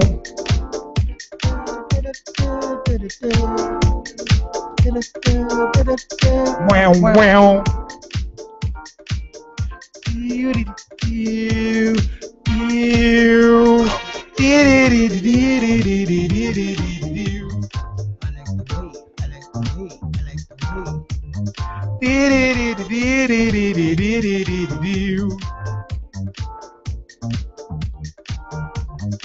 The Capital One Cup round 2 looks tasty. We're gonna go through that quickly. This is Pitch Talk. Just quickly before we go into some transfers, Capital One Cup round 2 draw from the 13th of August 2014. Burton Albion v QPR, Port Vale v Cardiff City, Middlesbrough v Preston North End, Stoke City v Portsmouth, Huddersfield Town v Nottingham Forest, Swansea City v Rotherham United, Watford v Doncaster Rovers, Millwall v Southampton, Bournemouth v Northampton Town, Brentford v Fulham, West Brom v Oxford United, Scunthorpe United v Reading, Derby County v Charlton Athletic, West Ham United v Sheffield United, Swindon Town versus Brighton and Hove Albion, Leicester City versus Shrewsbury Town, Crewe Alexandra v Bolton Wanderers, Birmingham City v Sunderland, Gillingham v Newcastle, Norwich City v Crawley Town, Bradford City v Leeds United, Aston Villa v Leyton Orient, Burnley v Sheffield Wednesday, Walsall v Crystal Palace, and the Milton Keynes Dons, MK Dons v host Manchester United, just as Jesse comes back into the room. All ties to be played, week commencing 25th of August 2014. So, 11. Very interesting draw in the Capital One Cup second round. So, Jesse, Capital One Cup second round. I thought it was only the smaller teams that get in there. Anyway. But you know what? Swinging over to the other side of Manchester, Sergio Aguero signs a new 5-year deal. Man City confirmed that Sergio Aguero signed a new 5-year contract on the 15th of August 2014. The Argentina international committed to the Premier League champions until the end of the 2018-19 season. Just a day after City captain Vincent Kompany also agreed new terms on a 5-year deal. Southampton signed Shane Long from Hull City for £12 million on the 14th as well. Southampton signed Shane Long from Hull City for a fee of £12 million on a 4-year deal. Long joined Southampton just 7 months after joining Hull in the £6.5 million deal from West Bromwich Albion. He also went over with Nikita Jelavic.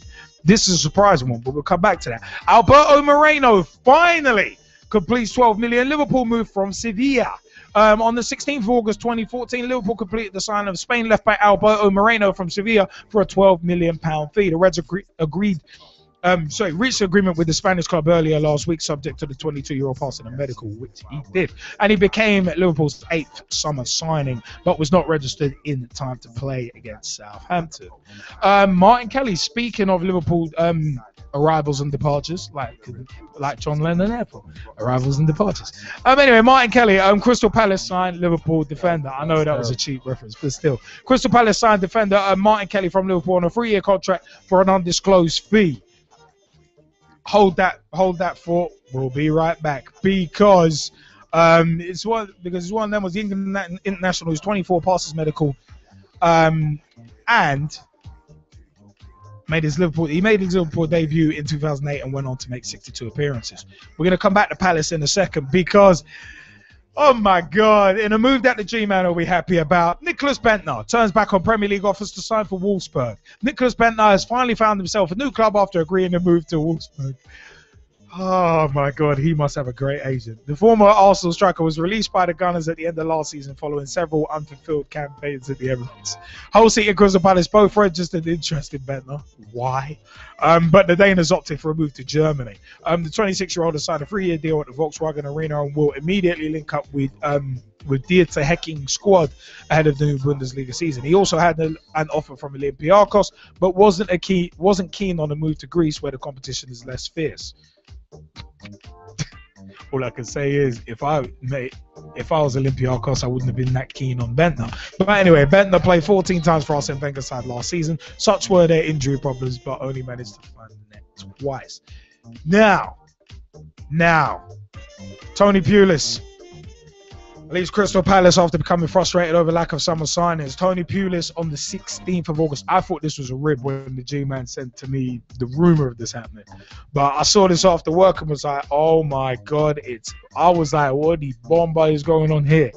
But it is one of them ones where where it is odd. Because Pulis, who led the side to an 11th place finish in the Premier League last season, made his feelings known to co-chairman Steve Parish on Wednesday before leaving Selhurst Park less than 24 hours later. Apparently, it was down to the frustration at the club's inactivity in the transfer market, but they'd signed Tom Ince and Martin Kelly, which makes that weird. But Parish revealed Pulis was unhappy at the club's failure to deliver his main targets, but insisted the pair parted on good terms. Pulis had become increasingly disappointed that a number of names on his wish list had not gotten over the line, with Palace trying to sign the likes of Stephen Corker and Gylfi Sigurdsson without success. It is believed the relationship between Pulis and Parish had run its course. Pulis told Parish on Wednesday night that he didn't want to carry on in the job. On Thursday after training, which Pulis took, the two men got together and the terms of Pulis' departure were sorted out. They even went out for dinner and parted on good terms. Darling, please stay. Please stay. No, I want to go. Okay, well, let's go for dinner and maybe think about it. Let's go for coffee after. Anyway. Chelsea have won 3-1 against Burnley at Turf Moor, with Scott Arfield getting the first goal, and Costa, Schürrle, and Ivanovic scoring for Chelsea. So 3-1 it finished. Now, you know what, yeah? Nicholas Bentner finally getting a move is hilarious. It's hilarious. The guy's a legend in his own mouth. Lord Bentner. Dude's a legend in his own mouth. I'd love to. He's one of them guys, to quote Jim Ross, good old JR. He's one of them guys you love to sell him for what you love to buy him for what he's worth and sell him for what he thinks he's worth. And that line was originally said, I think, about Christian 2001. But it's one of them ones. Aguero and company committing to Manchester City is fantastic for them. That's two brilliant players that need to be tied down. That's fantastic. Which I agree with. But then modern football contracts, like, what are they actually worth? They're not even worth the paper that they're printed on. Yeah, it's more of a symbolic gesture, really. Yes, I mean, even if you go and look at, Shane Long's deal, like why is Drogba taking his shirt off and throwing it to the fans? He played 10 minutes. I know that, realistically. What's this, a circle jerk for Drogba? The fan picked it up and he kissed it. Oh, bless him. Anyway, going back to my point. Sure, Pied. The bottle was pretty much empty. But no, going back to my point. Sunderland, Man United, that might be another defeat on Sunday, Jesse. This guy. Anyway, Everton, Arsenal on Saturday. That looks tasty. That Everton, Arsenal. City, Liverpool on Monday. Why couldn't that have been? No, actually, either they would Botchamania. But no, going back to my point about the contracts, right? You look at the Shane Long deal. Yes, a whole essentially doubling their money. But only 7 months after they signed it. That's weird. No, but this is my point. I'm like, it was surprising. The contracts aren't worth what they're printed on. So, having said that, right? Literally, I think, as you said, it's a symbolic gesture. But if they get an astronomical offer from the likes of, say, a PSG, a Real Madrid, or Barcelona, look, either one of them will walk in. I'm sorry. It's as simple as that. I mean, it's just an odd one. Actually. Hey, Will Hainsworth, big shout out at Hainsworth_Will. That's quality. Treating the missus to a date tomorrow night. Little does she know we're off to Crawley. Mighty Bantams. That's brilliant. Yes, Will. Yes. That's good. But the thing is, yeah. She's getting a burger from the burger van. Yeah, that's good, man. That's romantic. That's romantic. Football tickets are expensive. Hey, well, it's one of them ones. For those moments, priceless. Ain't no MasterCard involved there. But it's one of them was Will, one of my Ibis teammates. I love it. The Shane Long thing was just surprising to me. Even more surprising than Lord Bentner. But the most surprising thing was definitely Tony Pulis. Because it was a bolt out of the blue and it was so close to the start of the season. For me, it's all about the timing. It's like the timing literally makes no sense whatsoever, right? For me personally, I'm like, whatever it is you need to do to appease him, given what he did for you last season and what he could very well do for you this season with, a whole off season with those players in terms of training, friendlies, all the rest of it, right? Them players getting settled with him as a coach and, his assistants, all the rest of it, right? And I think he had a long-term plan for Crystal Palace in terms of development of the training facilities, etc., right? I just think whatever it was that he wanted, why not just give him that? I honestly think with what he did last season, he'd earned that. Like, is it really that much to ask? But having said that though, like, you have to admire what the chairman's done. Who now goes and touches that job with a barge pole? I have no idea. Exactly. I mean, Malky Mackay, I think, is one of the favourites. Yeah, no, I've heard that as well. But having said that, right, I honestly feel like now it's a matter of any job in the Premier League. It seems to be ridiculous.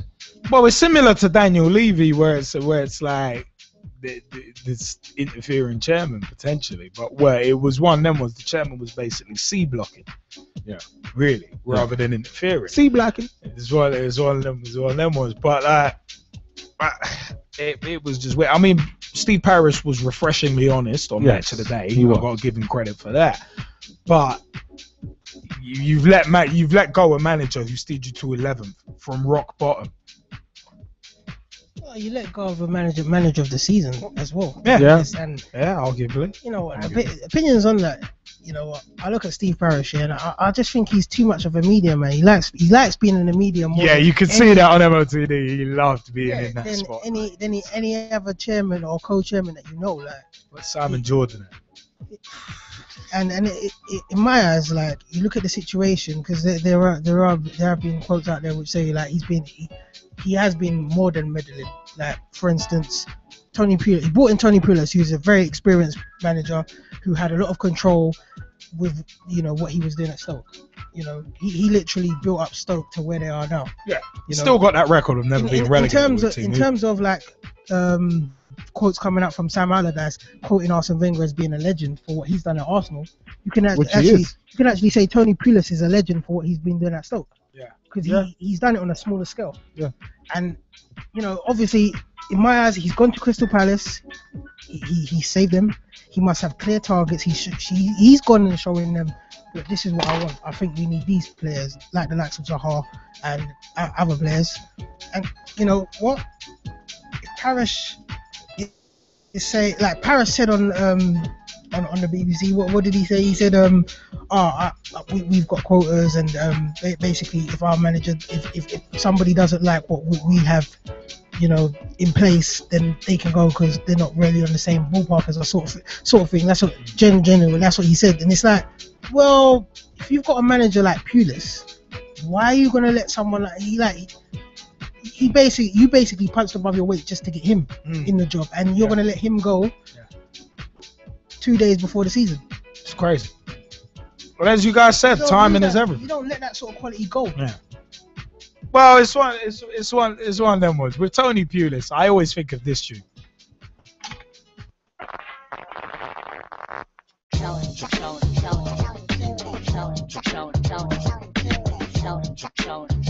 Where do you find these things? Goldie, look at saying Tony Pulis. Tony Pulis, one hell of a bloke. Tony Pulis, he manages Stoke. Tony You played this on MOTD a couple years back. From the port, and he was born in Pell. Tony played football in defence, but now his playing career is in the past tense. He started playing football back in the day for Newport YMCA. His professional football career began. He played for loads of clubs like Gillingham, Newport County, Bournemouth 2, and Bristol Rovers, just to name a few. Tony is a man of great ambition, hung up his boots, got a managerial position.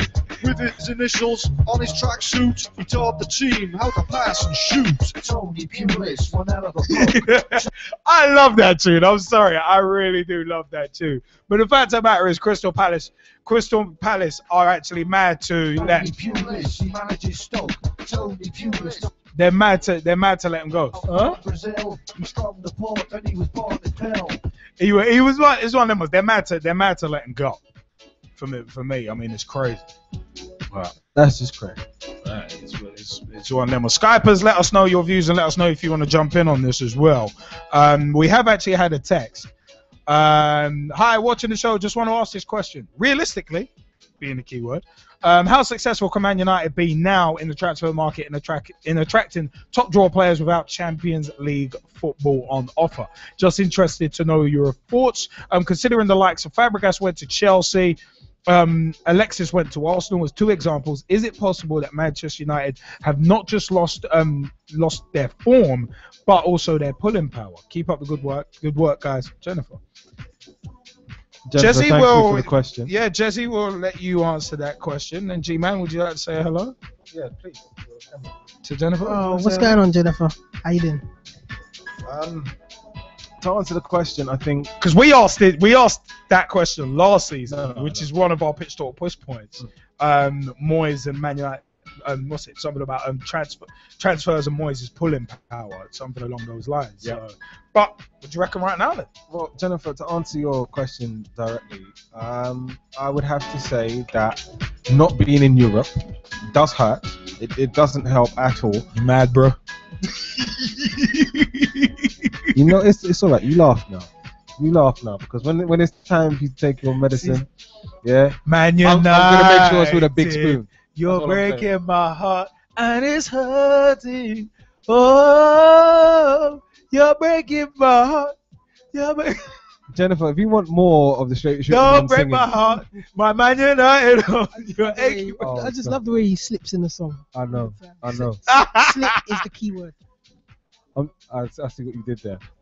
Literally, Jennifer, if you want who was higher in the league? Shut your face. If you want to have more of the straight shooting one singing, please text in and say yes. The man from Del Monte. But to answer your question, I think being out of Europe does hurt. I think that the counterbalance to that, though, is Louis van Gaal's reputation and the fact that Manchester United have reportedly a limitless, according to Edward Wood, amount of money to spend in the Southampton have got a limitless amount of money to spend. Don't mean they're going to get the caliber of talent. No, I agree with you. And I think the thing that will swing things in Manchester United. Hey Russ, when was the last time Leeds won a trophy? Period. That matters. Johnston is one of them was LDV Vans trophy. Don't count. Stop it. Anyway, I think the only thing that tips it in Manchester United's favour. Oh, banner. Is them being able to throw money at wages. They're able to pay ridiculous wages in order to secure somebody.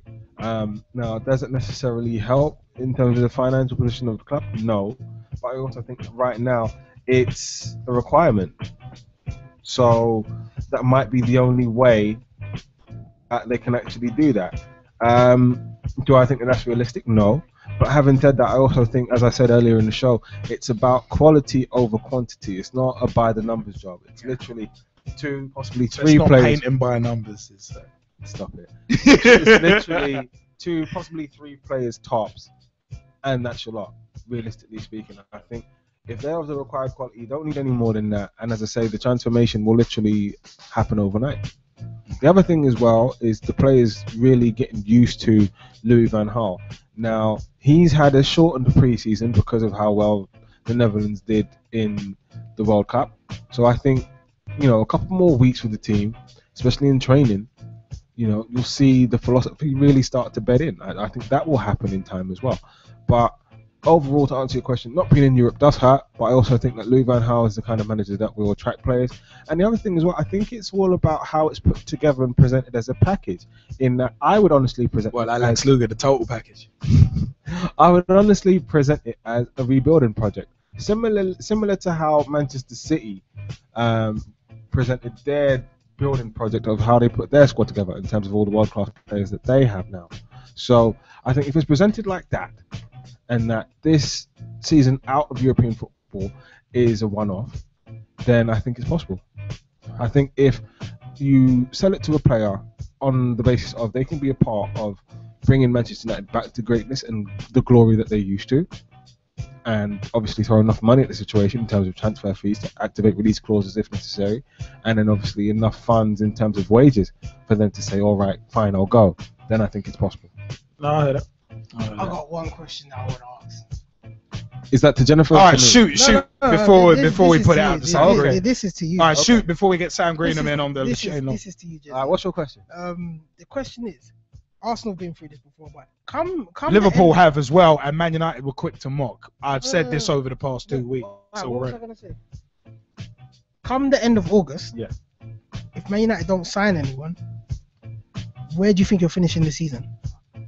I still think top 6. I think there's a very big chance at finishing top 4 just because of the lack of European football. I think that will be absolutely huge. But the thing that I would say is the thing that's absolutely massive about them potentially not signing anybody is that the transfer window this season and the transfer window last season are more or less carbon copies of each other. Okay. And realistically, well, it's been like over 670 million spent already. But what I'm saying is, you can't actually have that as a club that's trying to rebuild and get back to where they need to get back to. So I'm going to ask you, do you think your squad then is as strong as Arsenal's and Liverpool's last season then to make that top 4? Well, my thing of it is this. This is still essentially the same team, bar 1 or 2 additions that won the Premier League a couple of seasons ago. The team isn't like wholesale different. There hasn't been a massive turnover. That hasn't happened.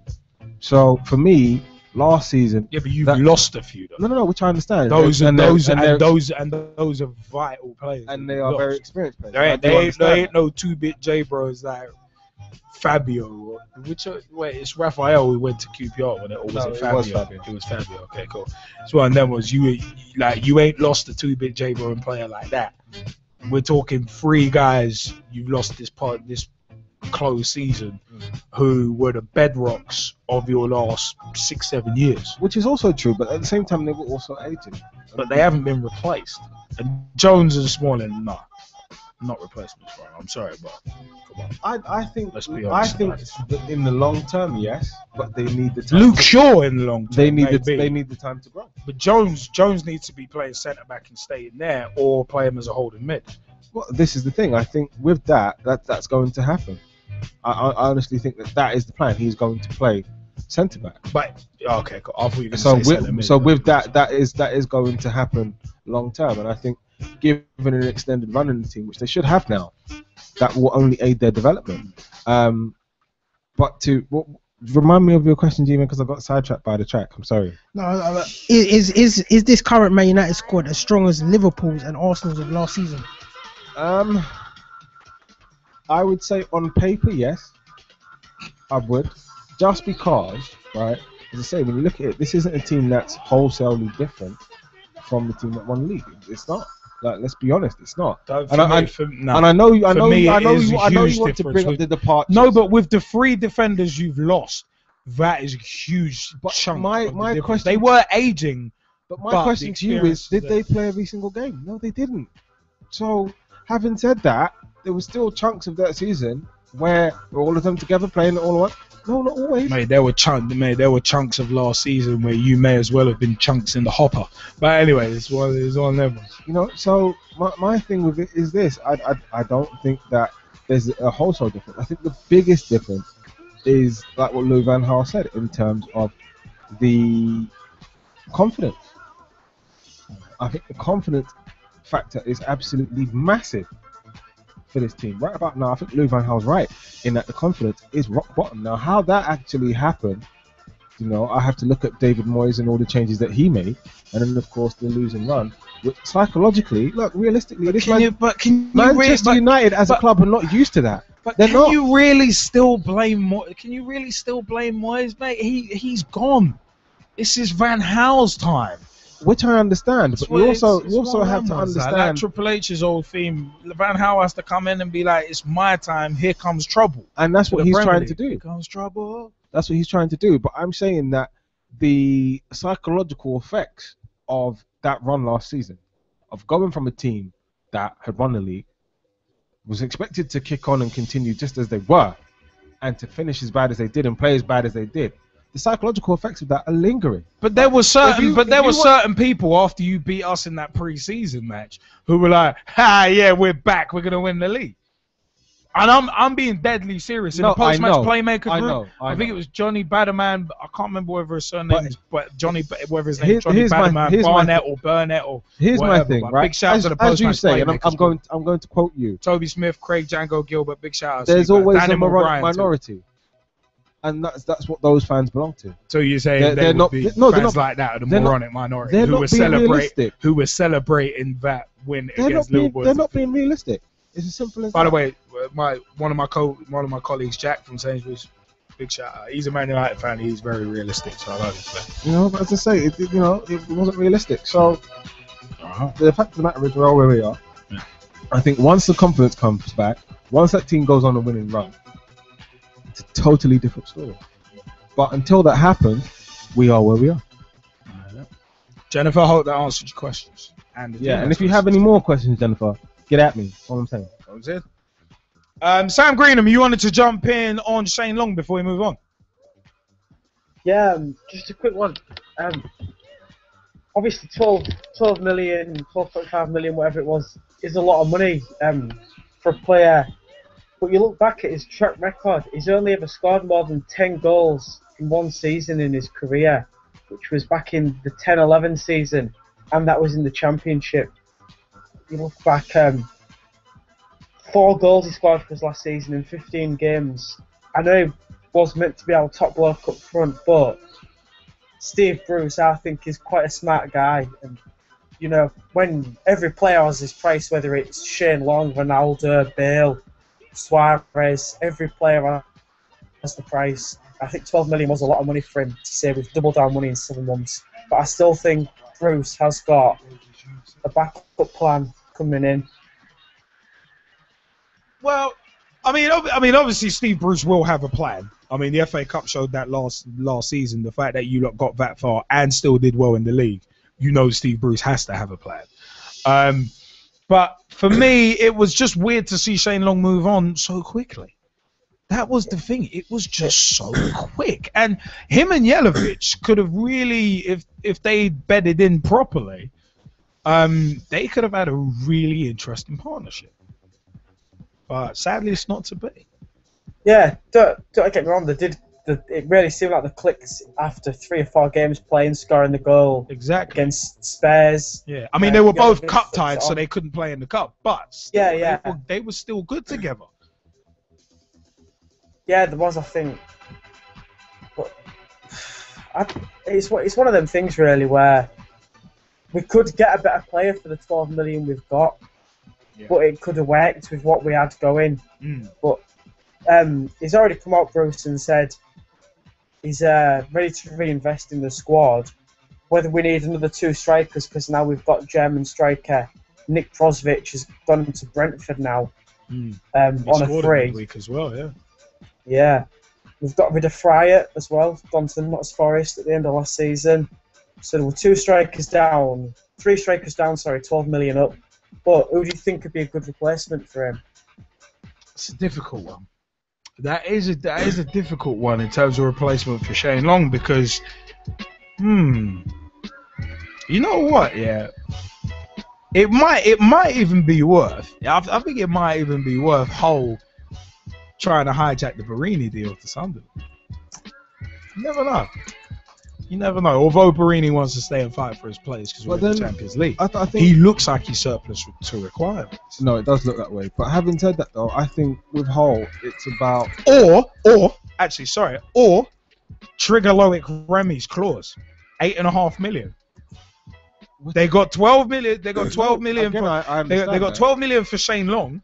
Use 8.5 million of that to trigger the release clause to talk to Loic Remy and see if he's interested. Yeah.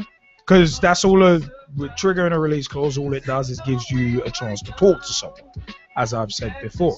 So that could be an interesting one. I'd say Barini or Remy, but Remy has apparently said, and Harry Redknapp keeps saying it, that apparently Remy will only leave for Champions League football. Which footballers are mercenaries. Let's be honest about it. If the right offer came along, Remy would probably leave, even if it's not in the Champions League.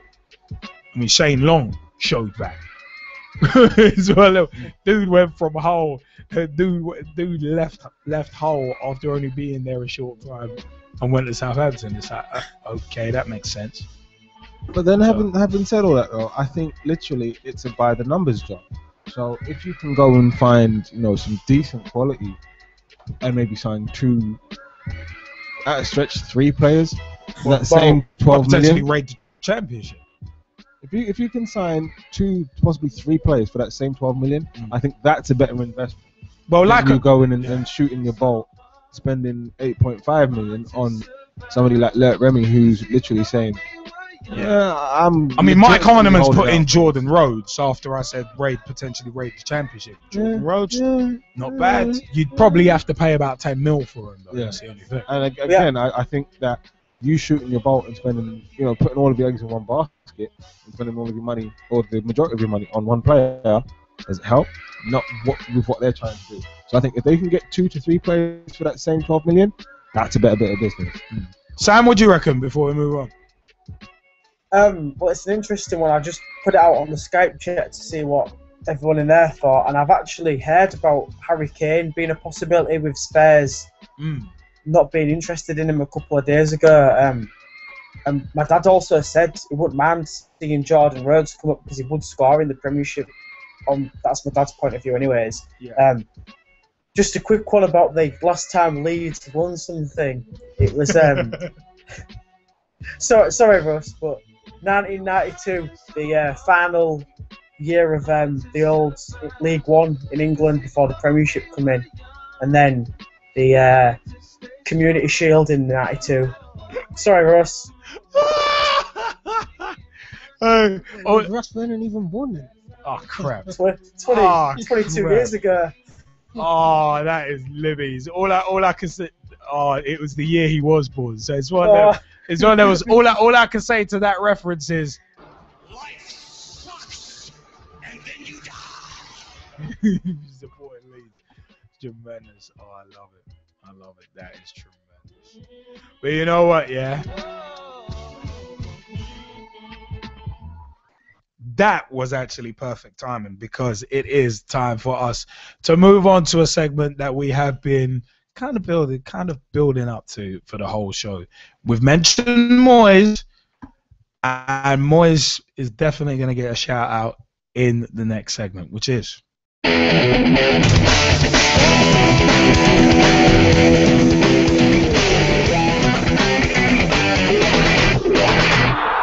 Pitch Talks special feature.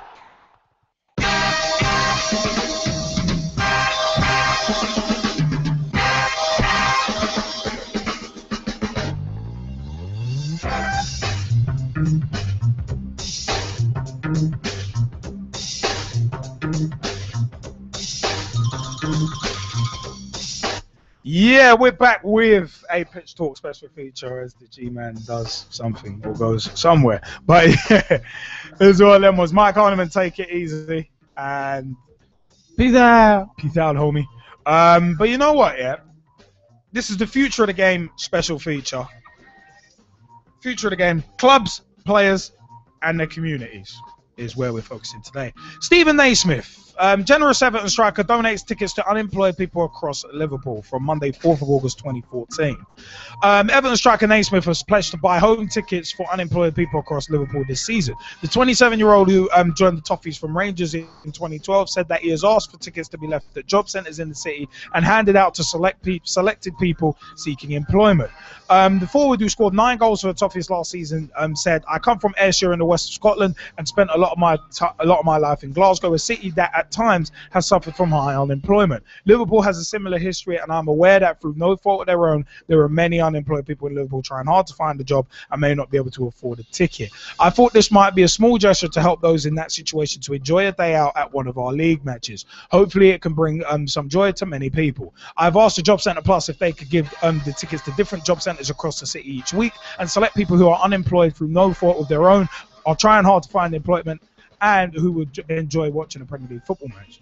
The Scotland International had also previously launched a project in Glasgow to help injured service personnel back to mainstream employment, and is an ambassador for Dyslexia Scotland.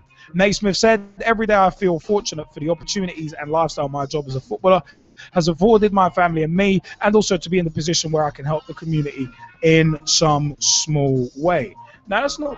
Now you know what? That's not just a small way. That's a big way. And you know what? Speaking of a big way, PSV Eindhoven is taking fan hospitality to the next level, and this from July 17th, 2014.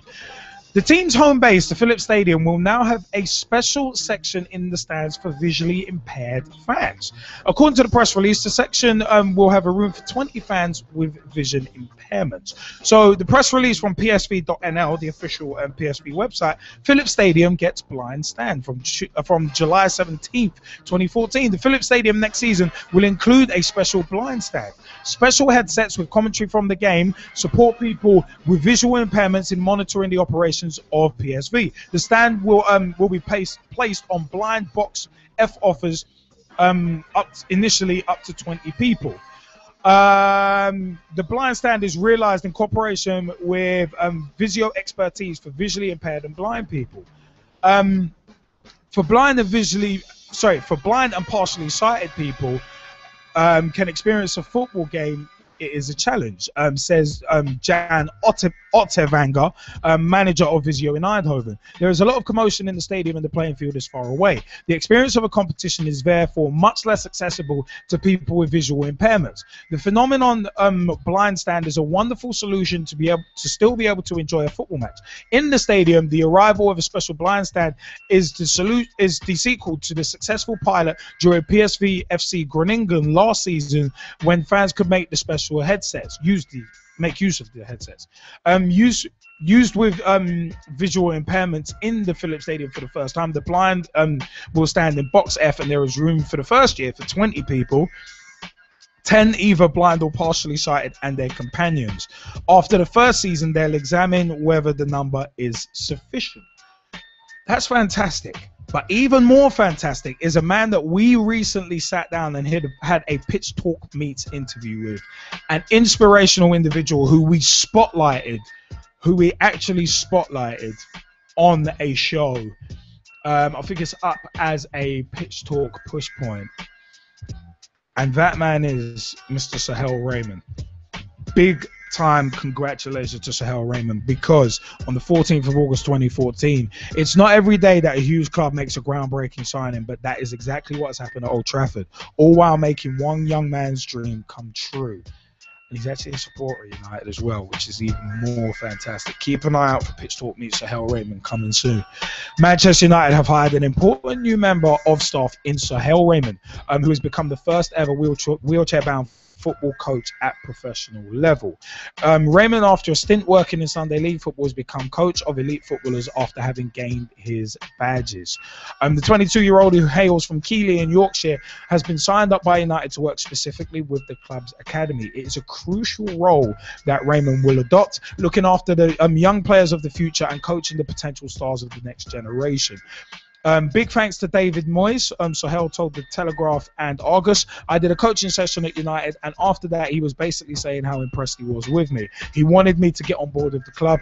He started everything off. And that's why we said earlier in the show that Moyes deserves a big shout out for that, and this is one of his successes. In the face of great adversity, Sahel has shown that hard work and determination counts for everything in overcoming obstacles. Since coming to the training ground, everyone at Manchester United has welcomed Sahel with open arms. And also, Ross McCormack actually speaks very, very highly of Sahel, and Sahel of Ross McCormack. Remember, Pitch Talk meets Sahel Raymond is coming soon. Club legend Nicky Butt said it is an amazing achievement, and speaking to me comes across as a young man who knows what he wants to achieve.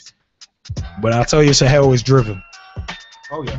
You two guys were there as well. Honestly, driven isn't even the word. I mean, he is dedicated and half. I can't say enough about Sahel. Like literally, I had pleasure meeting him for a couple of hours during our meet and everything.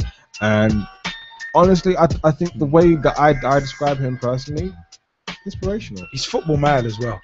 He is absolutely football mad. Inspirational, football mad. Honestly, he's a torch, but he really is a torchbearer. I have to say, big congratulations to him. Congratulations to his family, and everybody that's helped him get his to where his brother who was with us on the Pitch Talk man. Beats interview. Great guy. They're both great. They're both great. And literally, I can't say enough about this. There's a couple of funny stories that we went through. Hilarious as well. stuff. But you're gonna have to wait, people. You have to wait.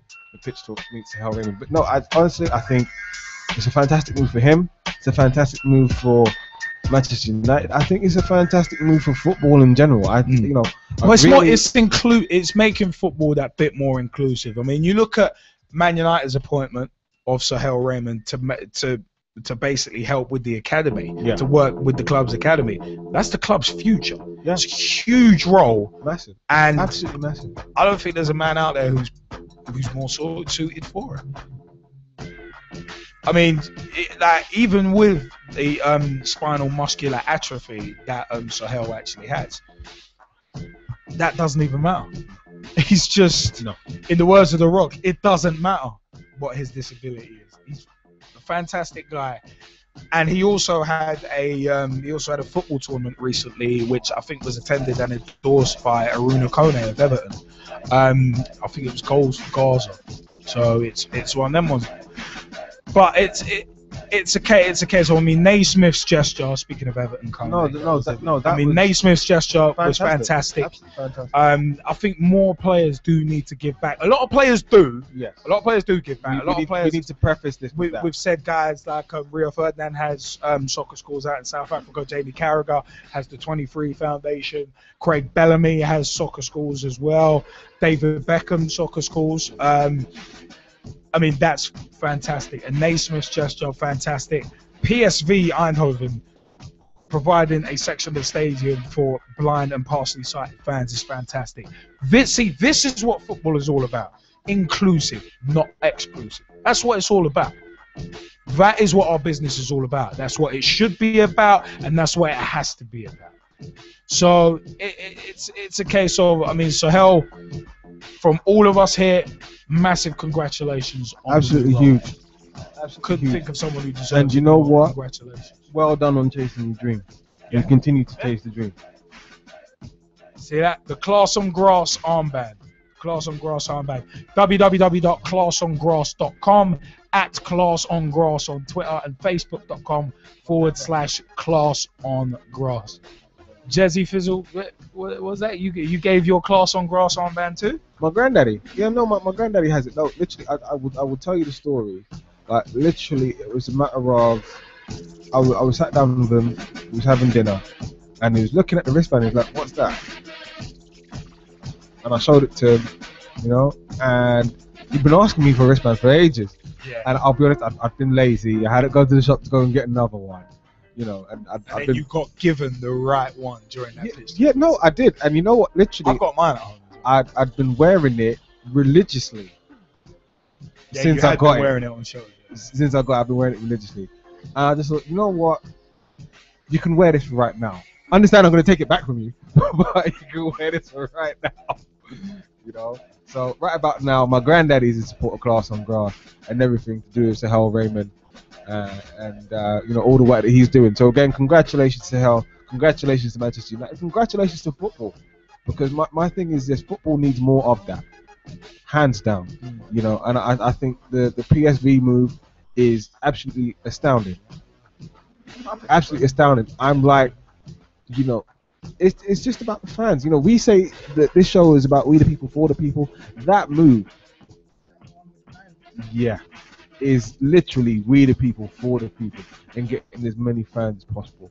I mean, my thing is, you know, I know we spoke about the Sport Recife fans and organ donations a couple of weeks ago, which I thought was absolutely fantastic.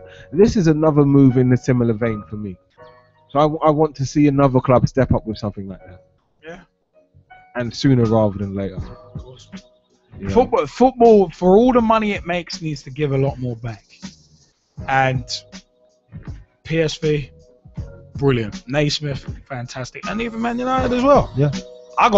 You know what? I may hate Man United, but I got no problem giving credit where it's due for that. No, and Fantastic. you know what? And David Moyes as well. David Moyes deserves credit for that. As much that's what I was as he say. gets chided and castigated for footballing reasons, he's given Sohail a chance. And I know Sohail is utterly grateful for it. So remember, www.classongrass.com. Check it out at Class on Grass on Twitter and Facebook.com/Class on Grass. Tell him we sent you as well, in the words of Jazzy Fizzle. As well, fantastic. Fantastic stuff. If any of our Skypers want to jump in on these 3 points, then let us know. But G-Man, have we got anything on the socials at the moment? Yeah, we have. Let me just scour through the Facebook network right now. We've had a few questions that we posted. Shall we jump to Tom Wood first, because he wants to just have a quick shout about Sohail Raymond? Tom, have it. Tom. All I can say is good luck to him. He fully deserves everything for what he's done for everyone, and hopefully he can go on to better things. Maybe he could become the full-time manager in the next few years, maybe. Louis van Gaal can't do a good job. Hey, you know what? That's what he's aiming for. Yeah. That is what he's aiming for, to become a Premier League manager. So he's not just on the ladder; he's climbing up that ladder. So it's one of them. Sohail, congratulations. I just want to say one thing about Sohail. Adding on to what Jizzy says, you know what he does as well? He's inspirational and he makes you believe. He makes you believe in everything that you want to achieve. That's the most humbling Well, thing. because he believes in what he's trying to achieve. Well, not just. So you know that belief rubs no, off. it wasn't just that. It's like his wisdom, because he's got a lot of wisdom. Oh God. From the pitch talk meets that everyone will see, or hear soon. You'll see, yeah, you'll see. It's like his wisdom and just the humbling way that he talks about his situation and where he's coming from and the whole vibe around him, like his family and everything. It just makes you believe in yourself, like to say, you know what, if you want to get somewhere in life, you got to push yourself, because that's literally what he's literally doing. He's pushing himself. That's how bringing in his brother, as well, and it's just that progression, isn't it? And he's got big similarities to Manisha Taylor. Very much so. That's the way I see it. Very much so. Also to Samir Sawni. Oh yeah. Manisha Taylor, Samir Sawni, driven individuals. It's one of them with Sophie and Rachel, girls on the ball, who we've also got a pitch talk meets coming out with And them of course, soon as Scotty well. the Rabbit. Exactly, driven individuals. So that's what we love, man. It's one of them ones. If you've got a feel good story about individuals doing positive things in football, please let us know. Please. That's what Pitch Talk Meets is all about as an interview series. Those doing positive things in football. One of them was. We've had Manisha Taylor. We've had Sohail Raymond, who's coming out soon. We've had Samir Sawni. We've had others as well. Matt Hodgson kicked it off. We've had John Sitton too. So Pitch Talk Meets all about spotlighting those doing positive things in football. We had Rob Lusher, who was chairman of IBIS for a decade. We also had Andy Copeland, who is still heavily involved with the Southern Amateur League. So positive, man. Very much positive.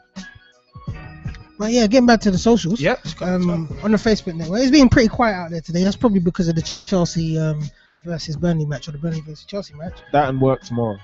Tomorrow. But or school tomorrow. Or college. We've thrown a few questions out there, and one we've got an answer back from Nathan Arsenal, who actually featured on Arsenal versus Hull in the FA Cup final video. basically we asked Arsenal 2-1 Crystal Palace. Arsenal 2, Crystal Palace 1 basically. In a tough fought game, AFC rose to be victorious after being 1-0 down. What were your opinions? Nathan has said we just about got the win. Games like this must be won if you want to be up there. Still a lot of questions for Arsenal to answer this season. Now I just want to ask you to this question. Is that true? Is there a lot to be answered from that one game? I think yes. In terms of Yeah, but who hasn't got questions to answer after the first game? well, everybody does. Because So it's let's only be one honest. game. That's the thing. Let's be honest, everybody does. But I think the biggest question was about, is this Arsenal team, does it have the heart, does it have the fight, does it have the spine? Or are all of these glamour signings just covering up what's really there, which is a mentally fragile team? And I think what you saw in that 2-1 was a team that had belief. By contrast to Manchester United, which was a team that had none. This was a team that was, willing to fight and grind out the victory. Whereas I say, if you do that by direct contrast to Manchester United, yeah, they got that first goal, but did they have enough for a second? No, they didn't. It's as simple as that. Whereas Arsenal now, as I say, for me, this is a team. My thing with Arsenal is that they are a team on the up. But not necessarily in terms of quality, not necessarily in terms of league position. I think in terms of mentality, the mentality has changed at Arsenal absolutely tenfold, especially since the cup win. And we're seeing the reverberations and the residue of that, which is good. So I think it answers that question, but as the straight shooting one says, there's a lot more other questions to be asking.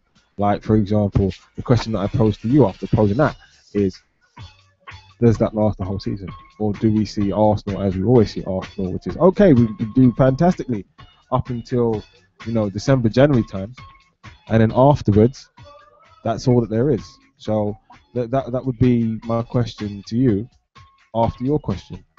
But going on to, going back to the whole thing with Sahel Raymond, I think, as I say, absolutely fantastic, really inspirational individual.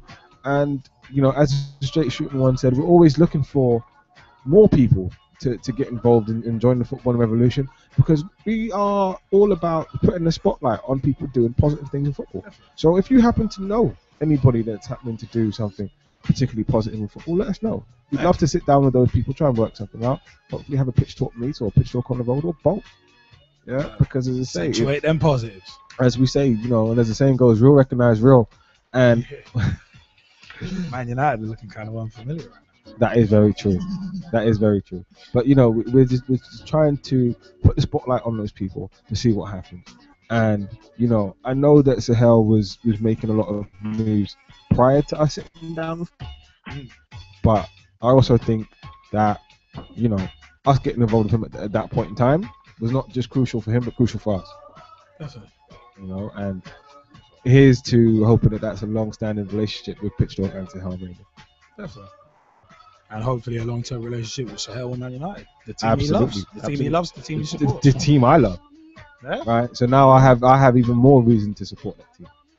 Because now, one of my favorite coaches, not just in football, but in sport in general. I was saying, Moyes ain't your favorite coach, is he? No, he's not. It's everyone else's. But Sahel is, so even more reason to support. But yeah, no, G-Man, my question to you after your question is, does this newfound mentality that I was broaching on, does that last the whole season? Or do we get back to the old Arsenal where we get to December, January, February time and, well, you know the rest. It's a soundbite. You can find it on pitchtalk.com/. Sorry, the one that was yours YouTube.com after the season ends up how Man United's whole season was last season. But almost. There's no sound bites to that. I'm just saying, there's a sound bite of mine. No, it's down to history and the echelons of time. So. Speaking with the heart, I'm always gonna say yes, and yes. But actually speaking with the head this season, I actually got to say you got to wait till December, because it's one of those things. You know what? We've already got 2 injuries already this season, like in Kashani and Gibbs, and Arsenal fans are already talking about, could this curse be starting already? We've got those 2 injuries. you know what, the Germans ain't back yet. We're gonna play Besiktas tomorrow. I love that. Biscuit The qualifier, yeah. tomorrow. Biscuit Right? test. Man said biscuit test. That's how I've got to pronounce it. Nah, but listen, we're playing them tomorrow. It's like Deborah. We've had Deborah's chin. We've had Anzi Makalaka Chikalaka Makalaka Lala, and now biscuit test. Yeah, but where I'm getting with that, potentially, if we do have a poor result in that tomorrow, and then in the return leg on the 27th, John Biscuit. just say we were to get knocked. Just say we were to get knocked out of the Champions League. Yeah. The season would then start to look rocky, even though we have the same sort of ambition, new players and everything. You know, the season will start to look rocky from that period on. So. I'm just gonna say, I want to give it 8 games before I can make a definitive decision on whether, you know what, we will head down that road of our heads folding. But at this moment, I think we are at a good space, especially, you know, winning the 2 trophies. And I'm gonna say the 1 trophy and the shield. Yeah, especially winning those. You know, Arsenal look vibrant at the moment. Jamie Bailey has said he'd like his big biscuit test. Which one? I'm asking. Are they milk chocolate? Are they dark chocolate? Hey, the milk chocolate digestive. You know, is it a plain digestive? Is it a rich tea? You know, I have to ask. But he's actually come back and said it's Milk chocolate digestive. Fair enough. By the way, I want to learn how to make cheesecake. Speaking of digestives. So if anyone knows a good recipe for cheesecake, I'd like to know. Yeah, but what kind of cheesecake? Because I'm like strawberry cheesecake, lemon cheesecake. I don't give a damn. I just want to make cheesecake. Hey, you know you can get a Jamie Oliver app, innit? Okay, cool. Yeah, free app. Trust me. Cool. Pretty good. Speaking of apps, you had something on the mobile there as well. Yeah, basically it's about a conversation you had last week when you spoke about, or 2 weeks ago when you spoke about the Huddersfield manager. Oh, Mark Robbins. Yeah, Mark Robbins getting sacked and resigning. Resigning. He resigned. Resigning. Left by mutual consent. I know that there's a conversation in the Skype chat about cheesecake. I just want to say that my ex-wife made a fantastic cheesecake. No, honestly, absolutely brilliant. Absolutely brilliant cheesecake. You need to get back with her and bring us in some cheesecake. Yeah, I'll let you speak to her about that. But anyway, back to the point about Mark Robbins. I'm gonna start wearing 3 Jezzy t-shirts. Start doing that every show. Because Jezzy got locked up, won't let him out, no. No, but getting back to the story. Yeah. So I asked the question basically. Wait, am I reading correctly? Huddersfield sacked Mark Robbins after just 1 game. I added Pitch Talk and I said, so the merry-go-round begins. And the conversation started with like, I'm not sure who was on Pitch Talk at the time, but he said, yes, we discussed it on the show last night. That was me. But he had... It was him. Tell by the turn of phrase. Been in charge for 16 months prior to that. And also Robbins and the board agreed it was best left at that. And then Love Local Footy, and that's at Love Local Footy, replied, he's had over a year and done what he could, which wasn't enough. Glad he's gone now, rather than 2 to 3 months down the line. Now, Pitch Talk has replied with the show link and everything to show him, to prove to him that we discussed it on the show. And then my reply was, that's just the dumbest thing I've heard. The club waits until the first game of the season, then sacks him. Pointless. He's then going to say, to be frank, most of the fans feel the same way, but our chairman obviously felt he should get a chance. Personally, good riddance. Robbins, give him one more chance. Pitch Talk has replied, anyone who comes in now is hamstrung, though we'll have to rush to get new man and new players in. At least the transfer window is still open, but time is running out. May as well have sacked him last season. Now, I replied, I totally understand. I've read quite a few threads, but 1 game is hardly a chance. Taking the mick.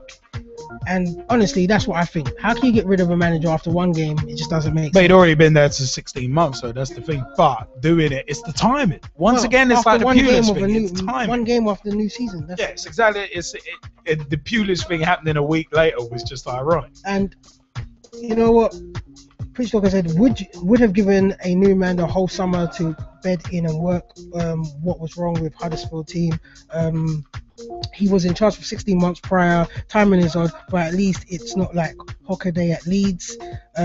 Also, actually has only had one competitive game in charge, and people are already questioning his position, and that's about Hockaday. Yeah, and Russ Vernon last week was questioning Hockaday's position, saying, "Oh yeah, by mid-September it could be under threat." Wow. Last week's show was an interesting one for that reason. But Love Local Football went on to say, you've got to look into it at Town. There's a 5-year plan with new academy. Any manager got a good setup there. Here, not long to sign some new guys. However, Jacob Butterfield is meant to sign in the next few days. And also, fair play. Just hope they bring someone with a bit of passion.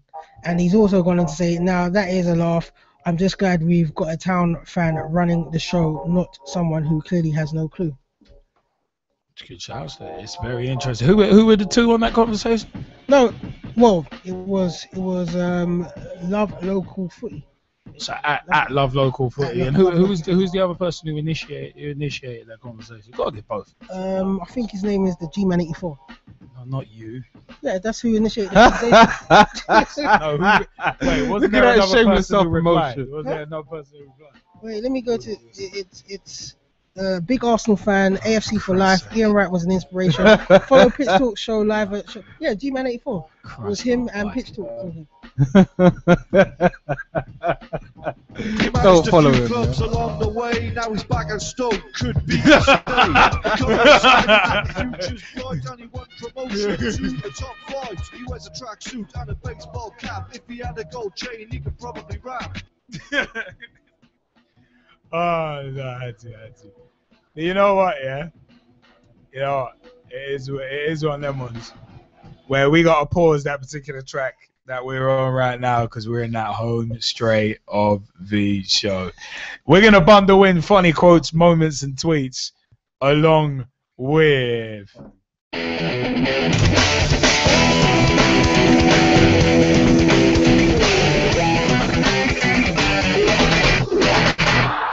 up with that?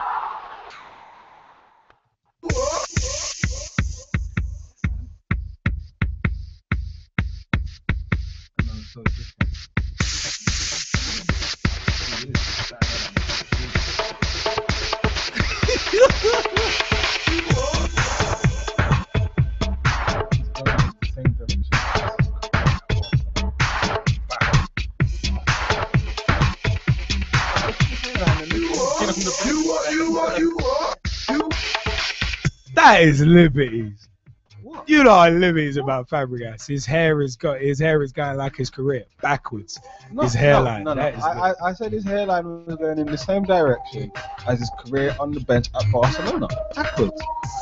Speaking of someone who might potentially go backwards this season, who a bird had their thought on what they on him. Well, had their thought or had a power movement. But anyway, Man United v Swansea. Ashley Young appears to catch bird droppings in his mouth while berating defence. From Saturday, August 16, 2014. Louis van Gaal's side walked out at Old Trafford for their first Premier League match on the Louis van Gaal with renewed optimism. But it was soon normal service resumed as Swansea took the lead through Ki Sung Young's first half strike. Ki! Oh, he's got the key to unlock the Man United defence. It couldn't get much worse for United, but that's exactly what did happen for midfielder Ashley Young.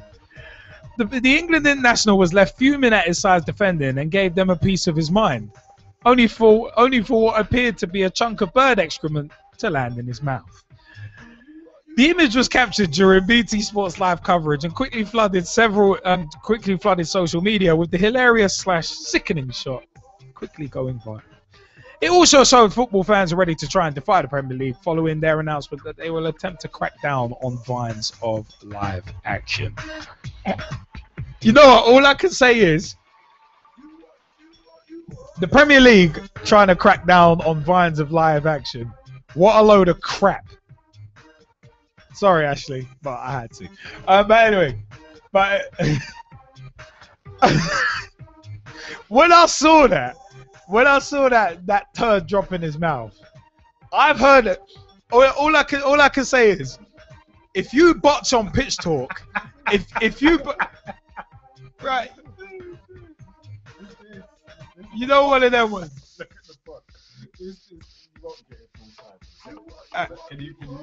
What does it say?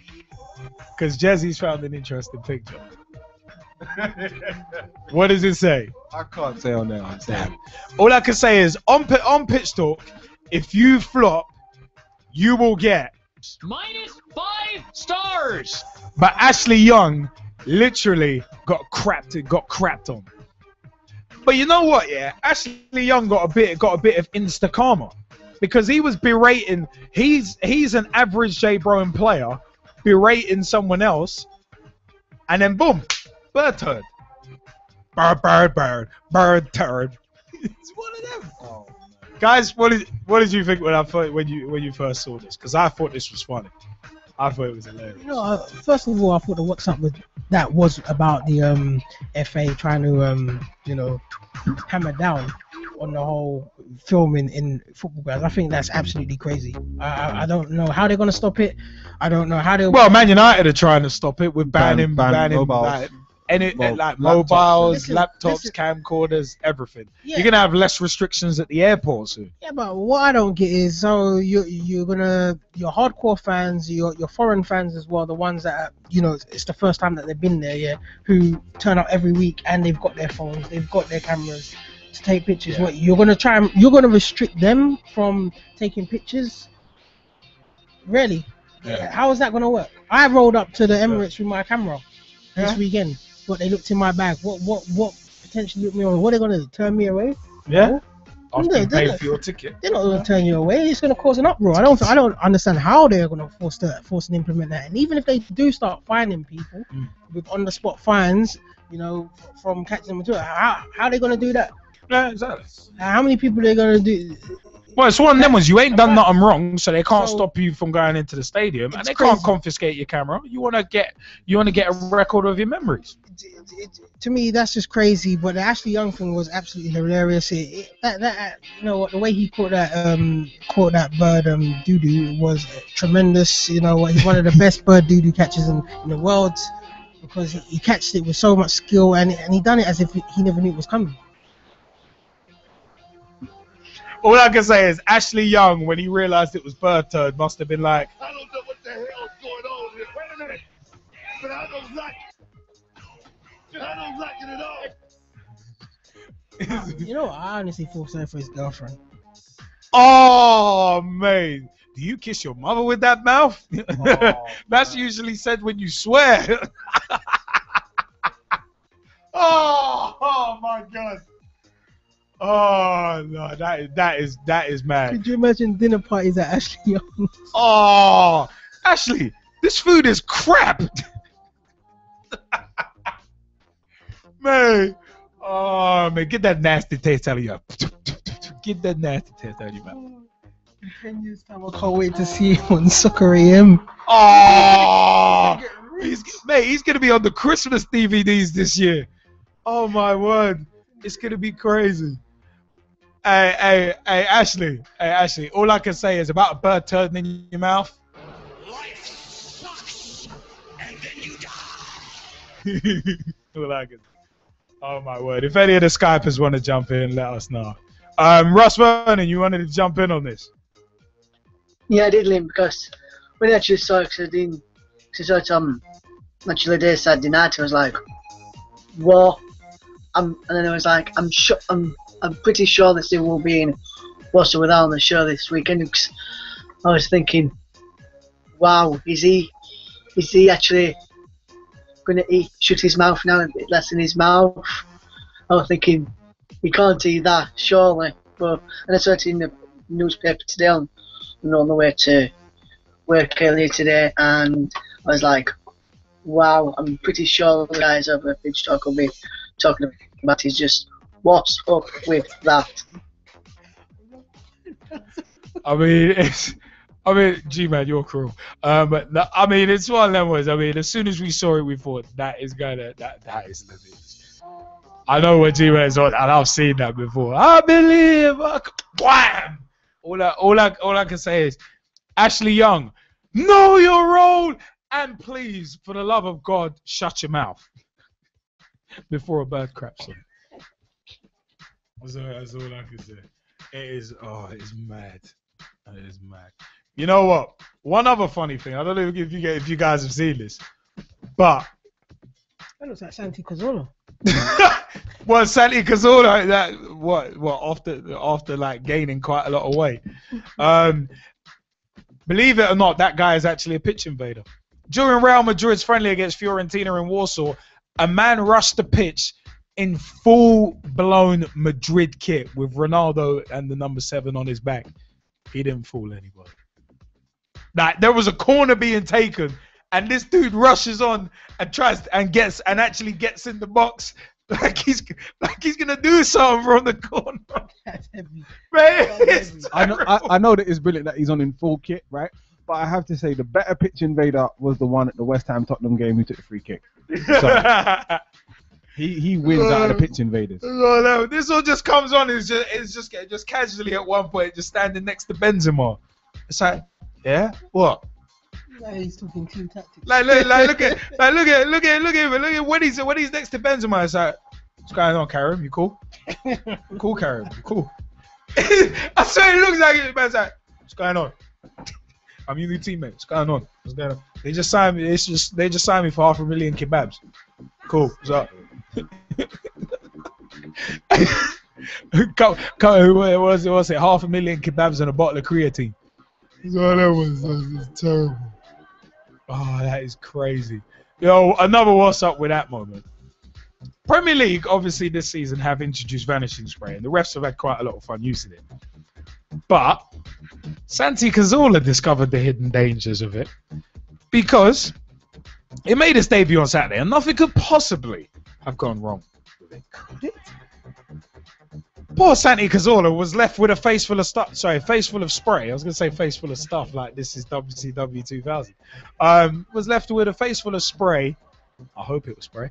During Arsenal's game with Crystal Palace, when referee Jonathan Moss struggled with the can and the wind as he tried to mark out where the Spaniards' free kick should be taken from. Now, basically, you saw it on Match of the Day, and it was just like the ref's trying to work it out. He sprays backwards, and Cazorla's right behind him, and just gets a face full of foam. And it's just that it is terrible. It is like, oh, ref, you just mocked Cazorla. Oh, you know what? Yeah. Speaking of what's up with that, actually, to round out what's up with that, man charged after claiming to be Premier League footballer in a Manchester nightclub. From 11th of August 2014. We found this out. We've held this because it's that funny. Greater Manchester Police charged a man with credit card fraud after he ran up a tab worth thousands of pounds at a nightclub in the city while impersonating a Premier League footballer. Mehdi Abalimba, who's 25, of Burton Street in London, was also suspected of trying to buy £20,000 worth of clothes elsewhere in the city. Over the course of one weekend in June, Abalimba, who claimed to be Chelsea winger Gael Kakuta, allegedly used compromised credit card details to run up a £5,000 tab at a nightclub in the Manchester City centre. Between the 1st of July and the 3rd of July, the 25-year-old raised the suspicions of staff at a retail outlet in the city's Trafford Centre when he attempted to purchase clothing worth £20,000. He was charged with several credit card fraud offences and appeared at Manchester and Salford Magistrates Court before being remanded in custody. Now, there's the serious issue of credit card fraud. And, just general impersonation. Yeah, but trying to impersonate Gael Kakuta is funny anyway. But wow, I mean, there was that apparent story about Kolo Touré. Oh no, I remember that. That was brilliant. To chat up a woman, that was fun. That was brilliant. This is on that level, claiming to be, I'm Gael Kakuta, and what? Here's my card. Here's my credit card. Just to give it the shifty eyes, like a Simpsons throwback. It was terrible. Oh my god, it's terrible. I mean, Tom Wood, you wanted to jump in on this? Yeah, can you repeat his name again? Because I think I've heard that name before. Mehdi Abalimba. Yeah, I've heard that name. I used to be really good mates with him because he used to play for Southend as well. So it's not like I'm not like him. I thought that he was a really nice bloke when I used to talk to him, but I don't really talk to him anymore. But he's an ex-Southend youth team player. But I don't think something stupid like that. I don't think you're going to be talking to him for a while. Yeah, no. Last time I spoke to him was on Scrap. Oh, Jamie Bailey's cruel. Tom knows some dodgy people. Only way is Essex. He weren't like that when he was at Southend. He was like he was a really good footballer. Got himself trials at Liverpool, Man United, and now he's done that and he's flopped his career, his own football career. I might have to give him flop of the week this week. Ooh, you know what? Yeah, hold on to that thought. Hold on to that thought, because our next segment we're gonna go right into it, because that's the perfect segue for a little bit of.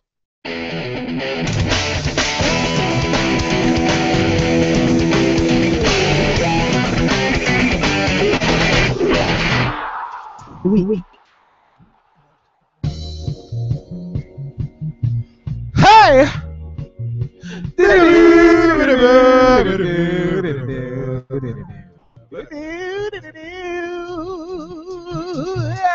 Yeah! Hey! Come on! And G-Man, and Street Shoot LJ. You know how it goes. In the house, it's Monday night. Let's go. Yeah, Can we please just cue that up again? Because that just went horribly wrong. Hey, it's all gone Pete Tone. We gotta say again. Hey!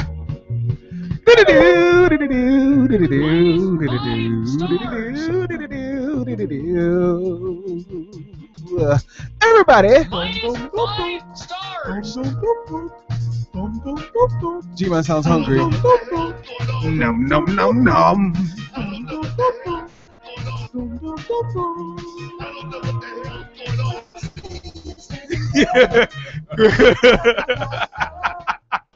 I love this show. I love you guys. This is tremendous. Oh my goodness. This is tremendous. The little mix, the little mix with Booker as well. It's one of them ones. It's tremendous. Hey, Wayne Schumann, I'm gonna get you for that. Don't worry about that. We coming for you. We coming for you, Wayne. We coming for you, Schumann. No, what? Let's go for. Let's take goal of the week first. Because it's Monday night. Let's take goal of the week first. Goal of the week, honourable mention to Raheem Sterling's goal. Of course, with the live bird upon my chest. I'm always going to say that. But, you know what, yeah? Arfield's goal earlier tonight against Chelsea. That deserves honourable mention too. And so does Nathaniel Klein's. But, my goal of the week, Lee Cattermole. Yeah. I will give it to Lee Cattermole. Smacked it. Yeah. Jazzy G-Man, goal of the week. Honourable mention to Key. Mostly because, right, of the 29 passes in the build-up, the fact that it was the first goal of the new season in the Premier League, right? But the goal that actually gets it from me is Alex Tete's. Because that was actually a quality strike. That's good stuff. G-Man, who are you going for? Yeah, I want to say honourable mention to Neymar earlier on today. I've got to say his first goal, I quite liked it. Yeah, no, that was tiny goal. The chip, yeah. I've got to say, as soon as I saw it go in, it has to be McGeady's. Yeah. Good shout. Goal of the week from Mike Harneman, as I said, Kieran Morris of Walsall. So I saw that on Football League Show. Good goal. Very good goal. Russ Vernon, goal of the week. For me, Liam, my goal of the week, I'm going to give an honourable mention to Raheem Sterling and Scott Arfield. But for me, for the boy meant and Raheem being his debut goal, oh, Billy Shaw. It's a good shout. Leeds finally getting a win. Of course, Russ is going to give it to a Leeds player. Tom Wood, goal of the week. Ryan Leonard's Thunderbolt free kick against Walsall in the cup. I hear that. Jamie Bailey, goal of the week. Is Jamie back with us? Yeah, sorry. I'm going to go with, I think it was a free kick for Plymouth against Exeter. Decent quality goal. And there was another goal in the same game, so those are the 2 goals from Plymouth. As I said, no goals from the Premiership for me this season. This season, baby. All right, I'm going to hold you to that. Sam Greenham, goal of the week. Honourable mention to Neymar's back heel. But I don't know if this will count, but it was the goal that wasn't given for Middlesbrough against Leeds. I'm not sure the kid's name. Disallowed the head one. kick. Yeah, that should not have been disallowed in my view. That's a great shout. Good shout. Great goal. Good finish. Right, anyway. Wayne Schumann, goal of the week. I'm going to go for Naismith for Everton. And by the way, hello as well. Welcome to the show. Hello. I like how it's all after the fact. Your singing's definitely getting flop of the week though.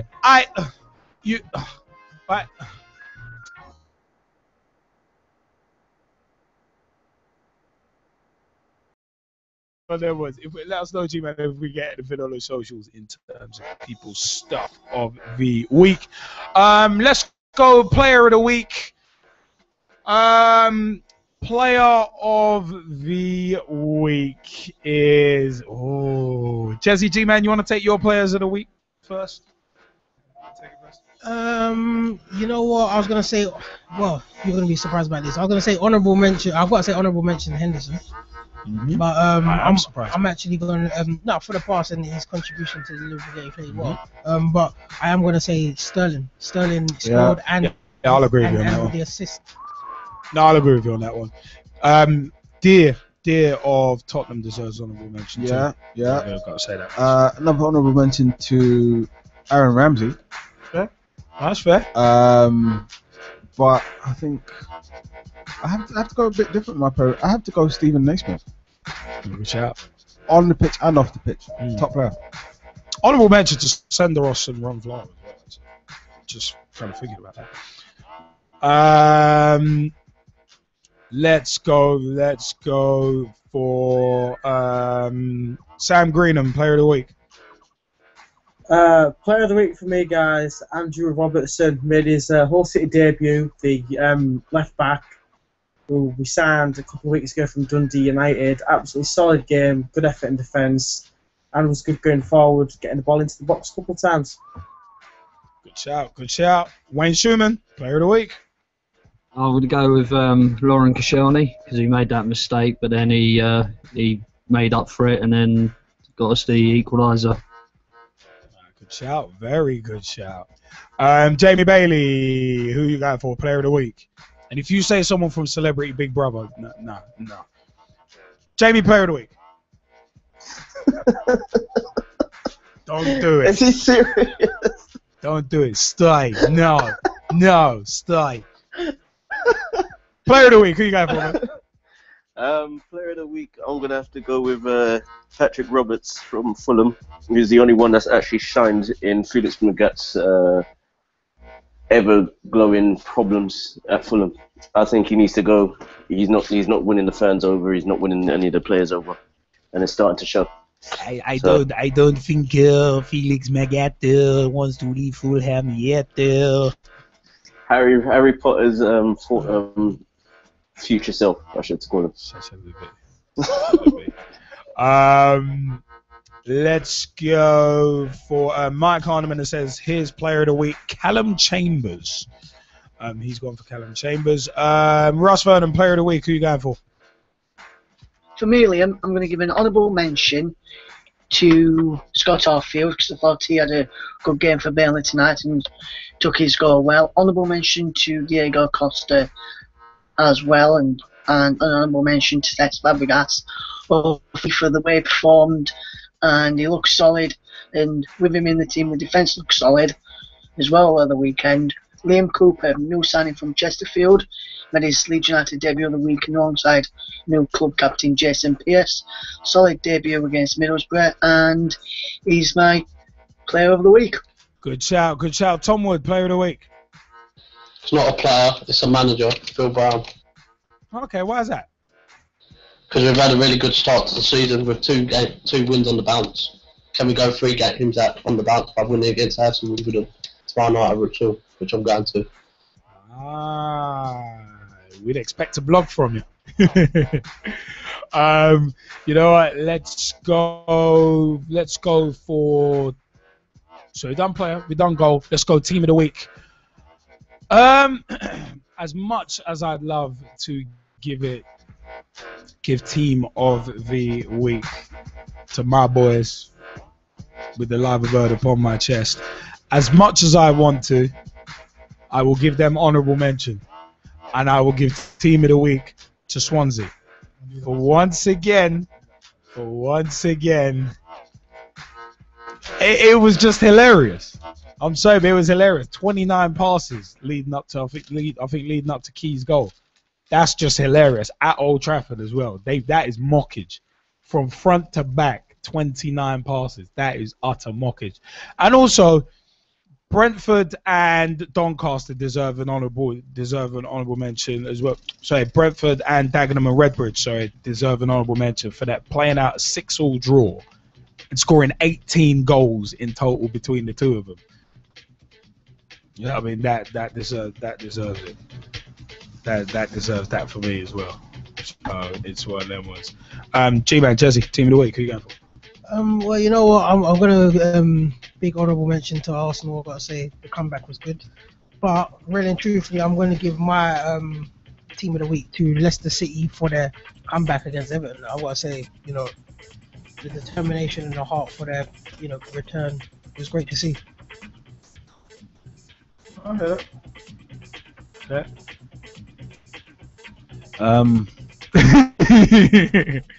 Honestly, I do have to give an honourable mention to Swansea.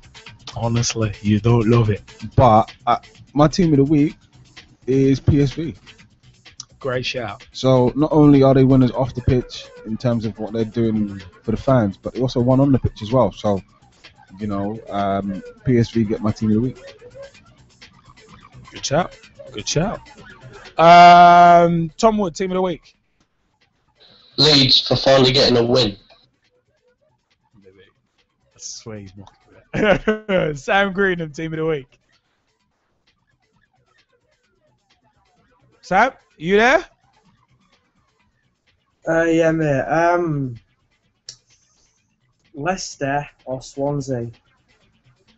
Good shouts. Fair enough. Good shouts on both ends there. Wayne Schumann, who you going for? Team of the week. Gonna go for Leicester City because I think they played well and it was their first day back in the Premiership. Good shout, good shout. Mike Heineman has gone for team of the week Swansea, and he said Laurie Wilson has an honourable mention for player of the week for his 2 goals in the Capital One Cup for Charlotte. Ross Vernon, team of the week.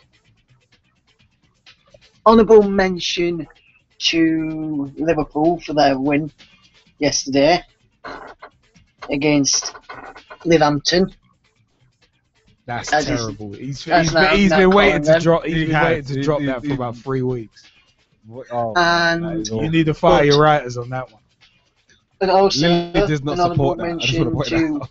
Swansea City for their win over Man United.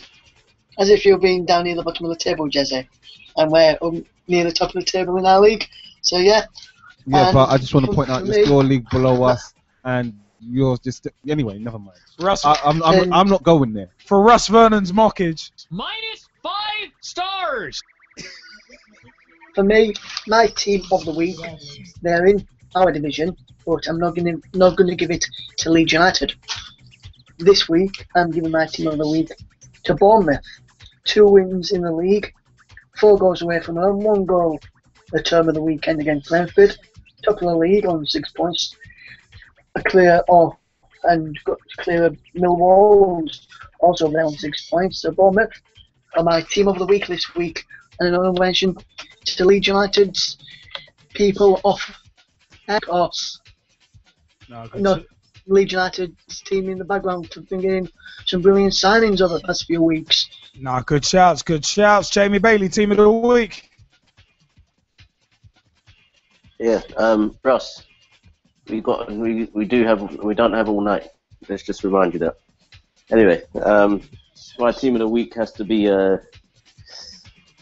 I'm gonna have to go with my former club, Brentford, for playing that 6-2 draw, and then doing all right on Saturday. And one of their free kicks actually reminded me of what I've seen from them before.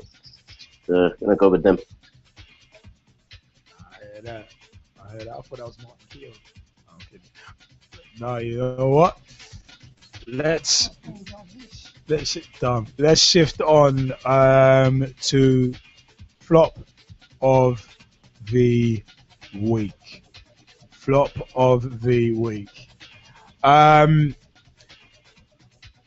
the pitch. Why me? Flop of the week. I'd love to say Man United, but for Sohail Raymond's appointment, they deserve team of the week for that. Yeah. So I'm not going to give it to that. I am going to give flop of the week to Brandao for headbutting Thiago Motta and running away like a pansy. Dude headbutted Thiago Motta and just ran away from him. It's like, dude, headbutting someone's moronic, but if you're going to headbutt someone, at least stay there and fight, because you know that dude's gonna wanna box you up. So it's one of them. It's one of them ones. Brandao with an honourable mention, with a clear honourable mention to Rio Ferdinand as well, and Lucas Leighton. Gotta say. G-Man Jesse, who you going for flop of the week? You know what? I'm going for the 3 Ps. The 3 Ps of Crystal Palace: Paris, Pulis, and Punching. Good shout. Obviously, Pulis and Paris, you know why, but Punching for getting himself sent off and causing, that upset in the end. Good shouts. Very. I good shouts. I have to give a honourable mention to that. I think that is spot on, especially for Parish and Pulis, especially off the field. But on the field, I have to point the guns inwards. I have to say, look, it's got to be Manchester United, right? I have to say that it's not even the loss. That's not it. Losing will happen. I think sometimes you have to fall down in order to learn how to get up. But having said that, fell down a lot over the past year. I know. But having said that, I think it's the way that the team lost. In that there's no bounce back ability. There wasn't. There's no bounce back ability. No bounce back ability. There wasn't any at all. So I think it's the manner that Manchester United lost in that upset me more than anything else. So yeah, Manchester United, flop of the week. Oh, and of course you for messing up the beginning of the second, man. Shut up. Shut up. Hey, Baffotembi. Oh, come on now. Trying to do in your own team. Come on. What's wrong with you, Baffotembi? Hey, Gomis. This is so poor. So poor. Right? It's with the glasses, man. It's so poor, right? Last year it was Romelu Lukaku, right? And then Romelu Lukaku before had that, Gomis. Before that, it was Edgar Davids. At one point, he might have got away with Kenwyne Jones. I'm surprised more people haven't gone the Kenwyne Jones route, to be honest. It's just because Gomis is funny. Right? But come on. It's just poor. Jesse's gonna be as big in Wales soon as the G-Man is. Oh, I don't know about that. Big in the game, man. What? No, Audie Harrison, behave yourself. Behave yourself. Oh, behave yourself. Right. High. To the point where I'm like, listen, go and sit on that naughty step and do not come down for 10 minutes. Trying to call Audley you Harrison, No way. Oh, at least he ain't saying you're a dark David Hay. No way. What's that fraud? Rufus Brevett. That's good. No, Rufus come Brevett, on. that Come is naughty. No. Come on. Someone's gonna say Trevor Sinclair. That's what I'm. Guaranteed. That's what I'm waiting for. Let's go flop of the week. G-Man, who you go? Can you give yours? Yeah. Oh, there it is. Yeah, there we Yeah, go. yeah, yeah. Jamie's a day late and a dollar short. Just like Man United this week. Jamie Bailey, who you going for? Who you going for flop of the week?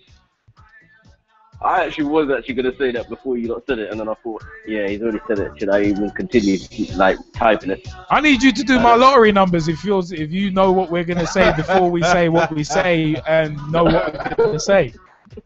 No, I just knew that you were going to say something along the lines of Trevor Sinclair, considering the hairstyle back then was a bit weird. And if you look back even further, you're looking at Les Ferdinand's hairstyle. Wasn't the greatest either. My dude having a high. So, Hey, by the way, Andre Santos is hilarious. By the way, he looks like he's part of an MC Hammer tribute act now. Oh, stop it! With that high top. No, seriously, on MOTD, I had to tweet that. He looks like he's part of an MC Hammer tribute act. All he needs is the women and the parachute pants. It's done deal. Done deal. Uh-oh. QPR can see the more goals. Ferdinand flops. QPR get relegated again. Where's Harry? Harry's tax evaded again. Stop it. This guy. Jamie, tell us your flop. Jamie, yeah, go. Before he just continues to go in. Well, the only reason why I mentioned Audley Harrison is because he's in Celebrity Brother this year. So, man. Fraudley's not a celebrity, but please carry on. Yeah, my flop of the week has to go. As I said, it's not going to be a team inside the Premiership. So I'm actually going to go with a team in League. What was it? League 2. Oh, I thought you were gonna go with. That's your flop. No. Go. Who's your flop of the week, man? No, I'm actually gonna go. You know what? I'm actually gonna go with all the Huddersfield fans and the Leeds fans. And you know what? I'm gonna send this out to Russ. Last week you said that you wanted Mike Hockaday to be gone by the middle of September. Along those lines. If results didn't pick up, yes. Yeah. I criticise all of a sudden now you're on his case. You're saying that he's one of the best managers around because he brought in Billy Sharp. One player does not make an entire team. As much as everybody's gonna have a gripe about that, you know what? Billy Sharp was only there just to score goals. He did it on Saturday. As far as I'm concerned, you're still flop of the week. Cool. Millwall's done a lot better than you have, and they've also beaten you. Well, let's not degenerate this. Let's not degenerate this into personal strikes. Plus, break it. Let's break it down because there's a couple of other people waiting for their flop of the week as well. Wayne Schumann, flop of the week. Who you going for? Yeah, I've got 3. Man United, definitely. Ashley Young for the bird pooing in his mouth, and as I said, Liam, you for singing and messing up. Hey, that's terrible. God damn it. Your mic privileges have been revoked.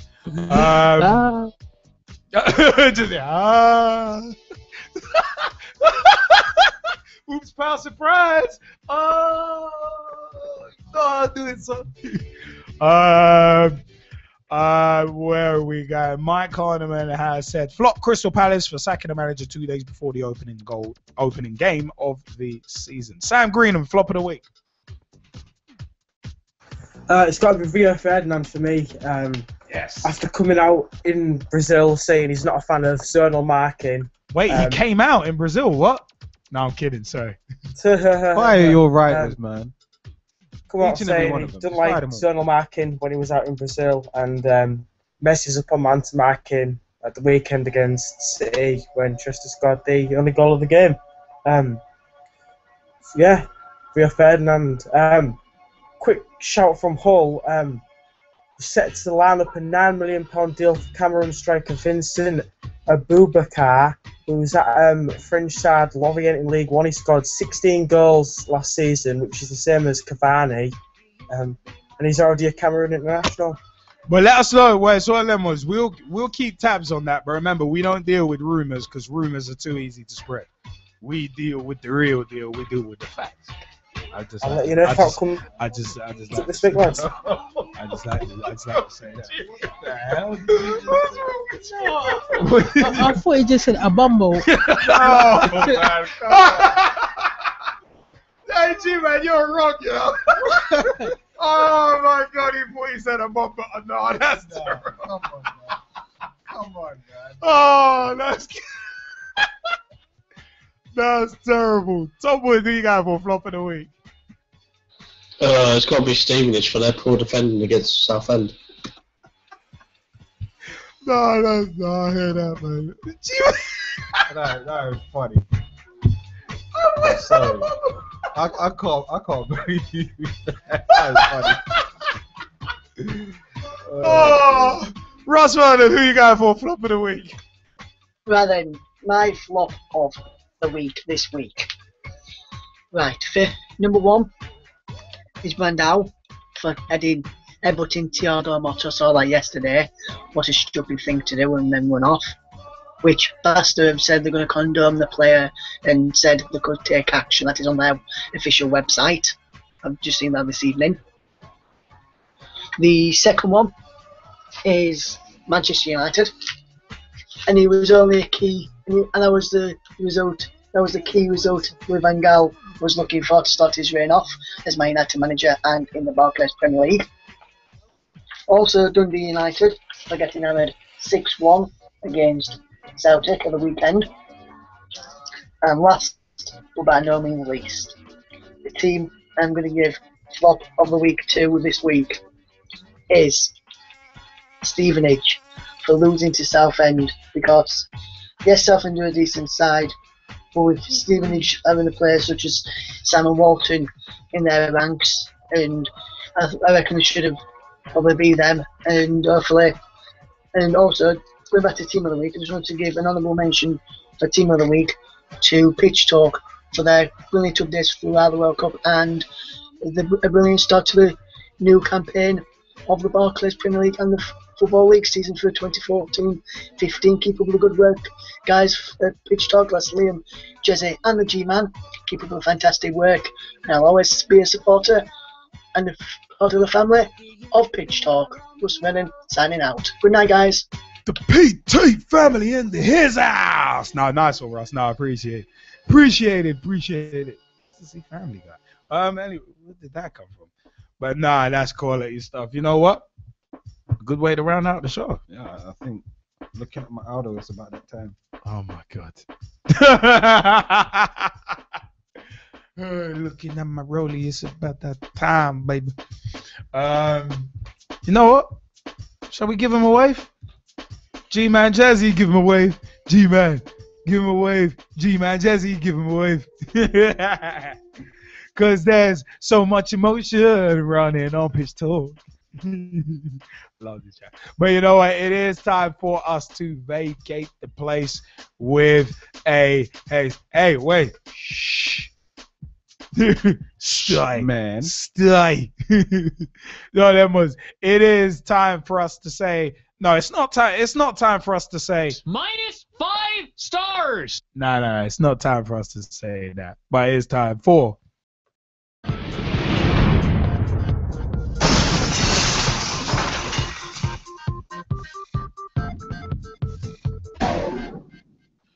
Whoa.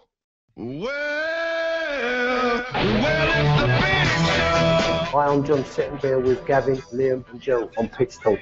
The football talk show that holds back nothing on opinions. Hello, I'm Rob Perez, Christian 42. Grassroots coach Manisha Taylor. Matt Hodgson, director of the 4-year plan. Samir Sawhney, co-founder and co-director of Motivate Sports and Fitness. And you're listening to Pitch Talk. The only place to get your Monday night footballing fix. The pitch is where we eat. The pitch is where we sleep. And the pitch is where we talk. You never know. You will see it coming, but you always know when it's Pitch Talk. Ladies and gentlemen, boys and girls, children of all ages, straight shooting LJ, the G-Man and Jesse Fizz will proudly bring to you. Oh yeah, dig it, the football talk show that pulls no punches and holds back nothing on opinions, because the pitch is where we eat, the pitch is where we sleep, and the pitch is where we talk. Oh yeah, dig it. Oh yeah. Facebook.com/Pitch Talk. Become a fan, become a friend, become a member of the group. Join the footballing revolution. We are working so hard to create. www.pitch-talk.com is the official website. Check us out there too.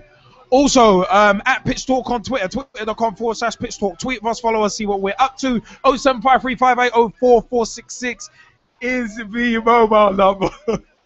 Call us, text us, let us know your views. Pitch Talk 1 on Skype.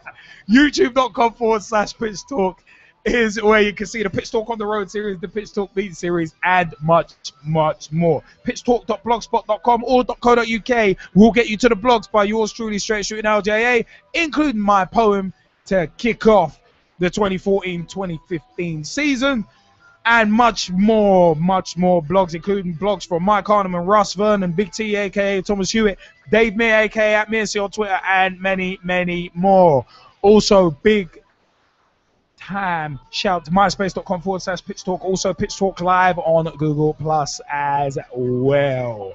It's time for us to vacate the place with a haze. Big shout out to the Section 357 show, to Samir Sawney and Motivate Sports and Fitness, to Manisha Taylor, to Umbreen Alley, and to many, many more. I've been Straight Shooting LJA. And I've been the G-Man. And as always, I've been Christian Karen. No, I've been Jezzy Fisher. This was absolutely terrible. This one is absolutely terrible. But you know what? We also do want to say a big shout out to Storm FM, LJA Productions, In Situ as well, apparently Rich.com, of course, and many, many more shout outs. I think I mentioned Storm FM in there, definitely, almost certainly. But you know what? We definitely have to say a big thank you very much and a big shout out and congratulations to Mr. Sahel Raymond. Thank you very much, people. Good night.